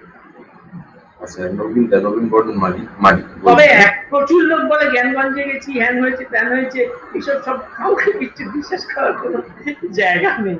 সেই আজকাল অনেকেই দুটো দাবি করেন, এক হচ্ছে কি জ্ঞানগঞ্জে গেছিলাম, আর দুই দাবি করেন যে বাবাজি মহারাজের সঙ্গে দেখা হয়েছে। দেখা হয়েছে। পরে কিভাবে হলো? একজন তো বলেছে আমি বাবাজি মহারাজকে আমি মানে কবজা করে নিয়েছিলাম মেসেজ করে, আমি খুব ভালো মেসেজ করতে পারতাম। এটাও নেটে আছে। যাই হোক, কি আশ্চর্য ব্যাপার। যাই হোক, আচ্ছা, নবীনদা বলছেন বিভিন্ন বইপত্র পড়ে যা মনে হয় সাধনার প্রাথমিক পর্যায়ে যোগ করা এক সংগ্রাম বলেই মনে হয়। আস্তে আস্তে পরবর্তী সময়ে হৃদয়ের মধ্যে আত্মজ্যোতি দেখতে দেখতে হারিয়ে যেতে থাকে নিজ অস্তিত্ব। স্বাভাবিকভাবেই উদয় হয় ভক্তি, তাই শেষ পর্যায়ে দয়া মায়া করুণার আধার হয়ে ওঠেন সাধু। সেই জন্যই অনেক সময় বলা হয় ভক্তিই শক্তি, ভগবান কেবল ভক্তিতেই বাধা পড়ে। ভক্তি ছাড়া ভগবানকে বাধার আর কোনো পথ নেই। ভক্তি আসলে জ্ঞানের চরম অবস্থা। হ্যাঁ, ঠিকই বলেছেন, কিন্তু এখানে বক্তব্য, এখানে এটা একদমই সত্যি কথা। নবীনদা নিশ্চয়ই নবীনের নিশ্চয়ই উপলব্ধি হয়েছে, তাই বলেছে, খুবই ঠিক কথা। ভক্তি, কিন্তু ভক্তিটা কাকে করবো এইটা না জানলে আবার ভক্তি সেটা আর কি, এটা আমার কাছে একটু হাসা গেলা ডিমাগে হয়ে গেছে আর কি। হ্যাঁ, এই জন্য ভক্তিটা, ওই যে উনি বলেছেন না, যে নবীন যে বলছেন যে ওই আত্মজ্যোতি না দেখলে তার আগে ভক্তিটা হয়, এটা একদম সত্যি কথা। এই যে জ্যোতিটা তার মানে আছে, ভিতরে আছে, ভেতরেই আছে। যখন এই বোধটা যখন আসলে ভক্তিটা কাকে হবে, মানে এরকম একটা ফর্মে আছে, আমি মরে গেলেও একটা কিছু না কিছু থাকবে, আমার জীবন থাকবে, এই জ্যোতিটা থাকবে, তো আমার ভেতরেই আছে। এটা ঘষাঘষি করে সংঘর্ষ করে এইটাকে জেগেছে, চৈতন্যটা জেগেছে, সেটাকে দেখেছি, কারণ তাকেই ভক্তি করা যায়, অন্য কাকে ভক্তি করে। আর এই যে বাইরে থেকে ভক্তি করছে, এটা খুবই ভালো বলেছেন বিষ্ণু, এটা হচ্ছে এক ধরনের প্রার্থনা। হ্যাঁ, এর একদম কোনো মানে ইয়ে নেই, তা খানিকটা উপযোগিতা আছে, অফকোর্স আছে, কিন্তু এই আর কি। আচ্ছা, শ্রমিক দাশগুপ্ত বলছে, সবাইকে সমানভাবে ভালোবাসার এই স্বভাবটি কি শুদ্ধ সত্য বলা হচ্ছে? হ্যাঁ, শুদ্ধ সত্য অবস্থাতেই ওটা হয়। প্রেম না এলে, শুদ্ধ সত্য অবস্থা না এলে কোনোভাবেই সবাইকে ভালোবাসে না, একদম এর লেশ মাত্র থাকবে না, সামান্যতম কামনা বাসনার লেশ থাকবে না, আবরণ খসে যাবে, ঈশ্বর উপলব্ধি হবে, ভক্তি হবে, তাছাড়া অন্য কোনো, এই যে আমরা বলি একে ভালোবাসছি ওকে ভালোবাসছি, কোথাও না কোথাও একটু খাদ থেকেই যায়, কিন্তু সম্পূর্ণভাবে সবাইকে প্রেম দেখানো। দেখ, আমি ঠাকুরের জীবন যদি দেখা যায়, যে ঠাকুরের এই ব্যাপারটা ছিল, তিনি একটা প্রেমের ভাবে থাকতেন এবং সবাইকে খারাপ বলছেন, এই মেয়েটা আগে অনেক এরকম করেছে ওরকম করেছে, কিন্তু দেখো তার জন্য তুমি নদী বিনোদিনীকে তিনি কিরকম কৃপা করেছিলেন। হ্যাঁ, সেখানে তার কোন রকম। আর বল। আচ্ছা, পিয়ালি চ্যাটার্জি বলছে খুব ভালো লাগলো। ঋতঙ্কর সাহু বলছে অসাধারণ উপস্থাপন। তারপর একটা প্রশ্ন আছে, বলছে যে 6টা ঋতুকে কি সত্যি ধ্বংস করা খুব প্রয়োজন? তারা কি সাধনায় সাহায্য করে না? ওই যে বললাম, বাসনাক্ষয় হলে তবেই ষড়ঋতু যায়, কারণ আমাদের সমস্ত কিছুই যেগুলো সবগুলোই হচ্ছে আমাদের বাসনা। আমরা পাচ্ছি না বলেই আমাদের রাগ, পাচ্ছি না বলেই আমাদের কাম। হ্যাঁ, আমাদের এইগুলো তো সমস্তই অভাববোধ থেকেই হয়। সেই সব যখন ষড়ঋতু যতক্ষণ নয় বসছে, সংঘর্ষ হচ্ছে এবং বাসনাক্ষয় হচ্ছে, ততক্ষণ কিছুতেই ওটা শেষ অবস্থাটায় পৌঁছে সব রইল, আবার আমি আত্মার সঙ্গে জুড়ে গেলাম, এটা হবে। হ্যাঁ, মাঝে মাঝে এই যে ঠাকুরের ব্যাপারে খুব প্র্যাকটিক্যাল বলছে, একটু ফোর্স করা যেতে হবে। হ্যাঁ, ফোর্স করাটা সেটা কিছু খারাপ নয়, কিন্তু মনের ভেতর থেকে তোমার যদি সবাইকার প্রতি প্রেম থাকে, সবাইকার প্রতি ভালোবাসা থাকে, তাহলে ওই ফোর্স টোস খুব একটা কিছু দেখলে ওটা ঠিক কোনো কিছু হবে না, বাঁচতে গেলে সেটা এর বাইরে কিছু। তাহলে ও বলছে যে 6টা ঋতুকে কি ধ্বংস করা খুব প্রয়োজন? নাকি হ্যাঁ মানে ওর প্রশ্ন কি আমি বুঝতে পারছি না, যে হয়তো বলতে চাইছি যে এই ঋতুগুলোর মুখ ঘুরিয়ে দেওয়া, ইমোশনের মুখটা ঘুরিয়ে দেওয়া ঈশ্বরের। হ্যাঁ, ব্যাপারটা তাই হয়। মানে এটাতে মানে পতঞ্জলি খুব ভালোভাবে লিখেছেন, বীজ হিসেবে থেকেই যায়, তুমি যেভাবেই রাখো না কেন বীজ হিসেবে, কোনো কিছুর বিনাশ নেই। সেটা সত্যই পতঞ্জলি স্যার। সাংখ্যও বলছেন, পতঞ্জলিও বলছেন, শ্রী বিশুদ্ধানন্দও বলছেন, একই কথা বলছে, কোনো কিছুরই বিনাশ হয় না, এটা বীজ হিসেবে থেকে যায়। এখন বীজটাকে সেদ্ধ করে জন্য বলে সিদ্ধ পুরুষ, বীজটাকে যদি সেদ্ধ করে ফেলো তা দিয়ে আর অঙ্কুর বেরোবে। অঙ্কুর বেরোয় না। তা সেইটাকে সেদ্ধ করে ফেলা, কিন্তু সেদ্ধ করে ফেলাটা অত সোজা কথা না। ওই বাসনা ক্ষয় হতে হতে, ঘর্ষণ হতে হতেই এককালে হবে। ওটা নিয়ে যদি টু মাচ পার্টার্ড হয়, ওটা হচ্ছে না কেন, এটা হচ্ছে না কেন, কামনা যাচ্ছে না কেন, এই করছি সেই করছি, তাহলে অবস্থাটা খুব খারাপ হচ্ছে, মানে আরো খারাপ যত। এবং অনেক সময় দেখা গেছে যে যোগের একটা অবস্থায় প্রচন্ড ভাবে কামনা বাসনা বেড়ে যায় এবং সেক্সের ইচ্ছে প্রচন্ড বেড়ে যায়, এবং সেটাকে আনকন্ট্রোলেবল হয়ে যায়। ওগুলো সব বিভিন্ন আবার প্রচন্ড ডিপ্রেশন হয় যখন এই সেরেবেলামের একটা পার্টিকুলার জায়গায় যখন অ্যাক্টিভেটেড হয়, মাথায় না এলে হয় না, ওটা প্রচন্ড ডিপ্রেশন, অ্যাকিউট ডিপ্রেশন, এরকম সব হয়, ঘটনাগুলো হয়। বাসনাক্ষয় হতেই হবে, বাসনাক্ষয় হলেই, বাসনা কামনা না করলে ওই ছটা ঋতুর উপর কোন কন্ট্রোলই আসে। আমার চাইছি, আমার কিছু কিছু ডিজায়ার আছে, সেই জন্যই তো এই রাগ হচ্ছে, তবেই তো আমার ক্রোধ হচ্ছে, কাম হচ্ছে, সেগুলোই তো বাসনাক্ষয় না হলে। আর জয়ন্ত গোস্বামী বলছে যে ঈশ্বর প্রাপ্তিও মুক্তি দুটোর মধ্যে তফাৎ। ঈশ্বর প্রাপ্তি আর মুক্তি অ্যাকচুয়ালি কোনো তফাৎ নেই। আমি আত্মা, আমি আত্মায় বিলং করছি, সেইটাই ঈশ্বর উপলব্ধি, এবং সেখানে পরম আনন্দ, তাতে লগ্নতা, কন্টিনিউয়াস কানেকশন টু দ্যাট।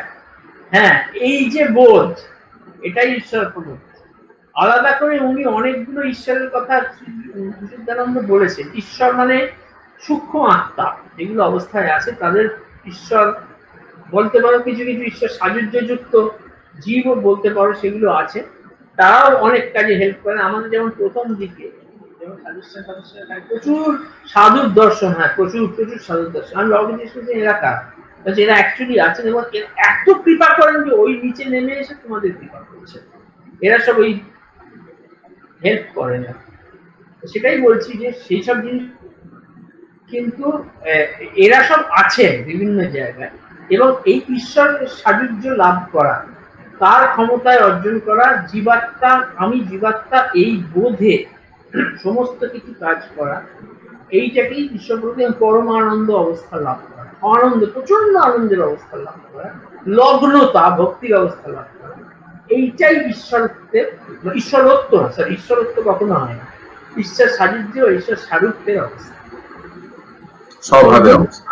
হ্যাঁ, এটাই সর্ট অফ মুক্তি, যে আমার স্থূল দেহের উপরে আমার কোনো কন্ট্রোল নেই, বা আমার কোনো দরকার নেই, আমি ওই সূক্ষ্ম অবস্থাটা, আমি জীবাত্মা যেটা রয়েছে, যার কোনো মানে ইয়ে নেই, যার কোনো হয়নি, আমি সেইটাই, এইটাই ঈশ্বর।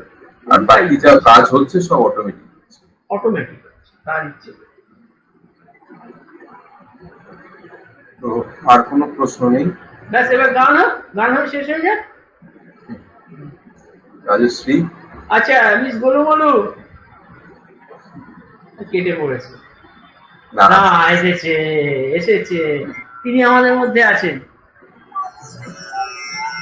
হ্যাঁ, এই তো তৃণারানী দুর্গে, ওই গানটা।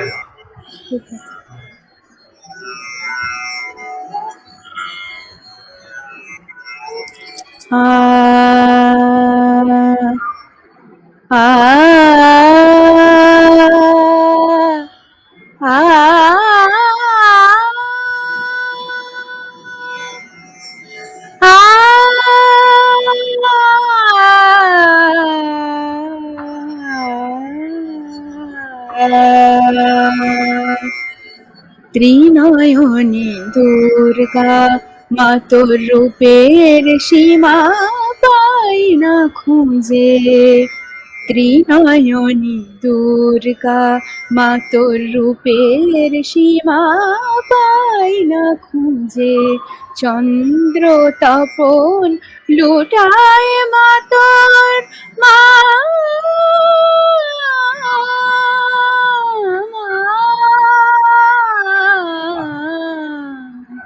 চন্দ্র তপন লুটায় মা তোর চরণ তলে দশ ভুজে।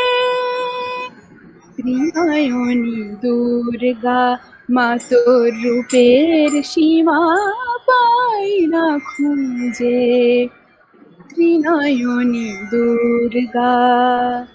বন্দনা গায় সরস্বতী, লক্ষ্মী সাজায় সন্ধ্যারতি। বন্দনা গায় সরস্বতী, লক্ষ্মী সাজায় সন্ধ্যারতি। কার্তিকে ও সিদ্ধিদাতা, সিদ্ধ যে মা তোমায় পূজে। ত্রিনয়নী দুর্গা মা তোর রূপের সীমা পাই না খুঁজে। ত্রিকাল যে মা থমকে দাঁড়ায়, ত্রিকাল যে মা থমকে দাঁড়ায়, রুদ্রাণী তোর চণ্ডী রূপে জড়ের বুকে চেতন জাগে মা।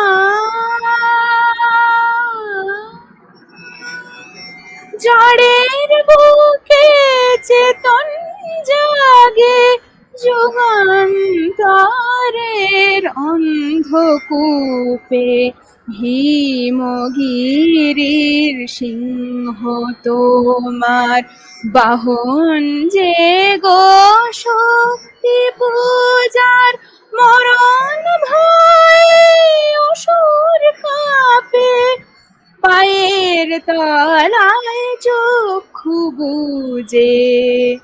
ত্রিনয়নী দুর্গা মা তোর রূপের সীমা পাই না খুঁজে। ত্রিনয়নী দুর্গা মা,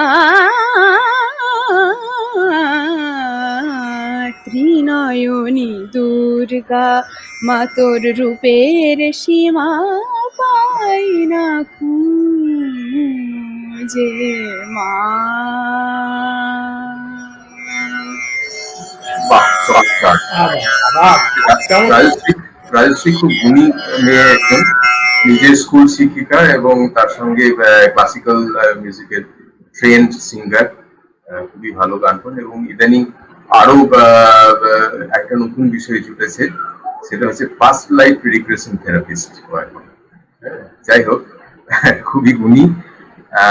খুব সুন্দরভাবে আমাদের এই অনুষ্ঠানটা হলো। আমরা জানতে পারলাম যে কিভাবে স্বামী বিশুদ্ধানন্দ যোগকে দেখেছেন তার প্রজ্ঞা দিয়ে এবং ব্যাখ্যা করেছেন, যেটা আমাদের যোগের ধারার সঙ্গে মিলছে। অ্যাকচুয়ালি সত্য সবসময় সত্যই, সে সবসময় একরকমই হয়। আমরা বিভিন্ন অ্যাঙ্গেল থেকে দেখতে বললে আলাদা আলাদা মনে হলেও সেটা আসলে মূলে গিয়ে এক। সেই জন্য মানে যে যোগ বা যে তন্ত্র বা যে ভক্তি মার্গই অবলম্বন করা হোক না কেন, মূল বিষয়গুলো এক, যে বাসনা নিরসন হবে এবং ধীরে ধীরে ধীরে ধীরে আমরা ঈশ্বর সাহায্যের দিকে এগিয়ে যাব। খুব সুন্দরভাবে আমরা বুঝলাম আজকে স্বামী বিশুদ্ধানন্দের যোগ প্রজ্ঞা এবং যোগ তত্ত্ব। বিষয়টাকে অনেক ধন্যবাদ। হ্যাঁ, ধন্যবাদ জানাই রাজশ্রীকে। আর আপনাদের সমস্ত দর্শকদের আমার আন্তরিক নমস্কার এবং প্রণাম জানাই। আপনারা এতক্ষণ ধরে অনুষ্ঠানটা দেখলেন এবং রিয়েলাইজ করলেন, বুঝলেন ব্যাপারটা, এবং এই যে আপনাদের আগ্রহ, এই যোগের পথে আপনাদের আগ্রহ, এটাই আপনাদের এই ধীরে ধীরে ধীরে ধীরে এগিয়ে নিয়ে যাবে ঈশ্বর সাহায্যের দিকে। ঈশ্বরের কাছে প্রার্থনা করি আপনাদের সবার মঙ্গল হোক। আমাদের অনুষ্ঠান আমরা এখানে শেষ করছি।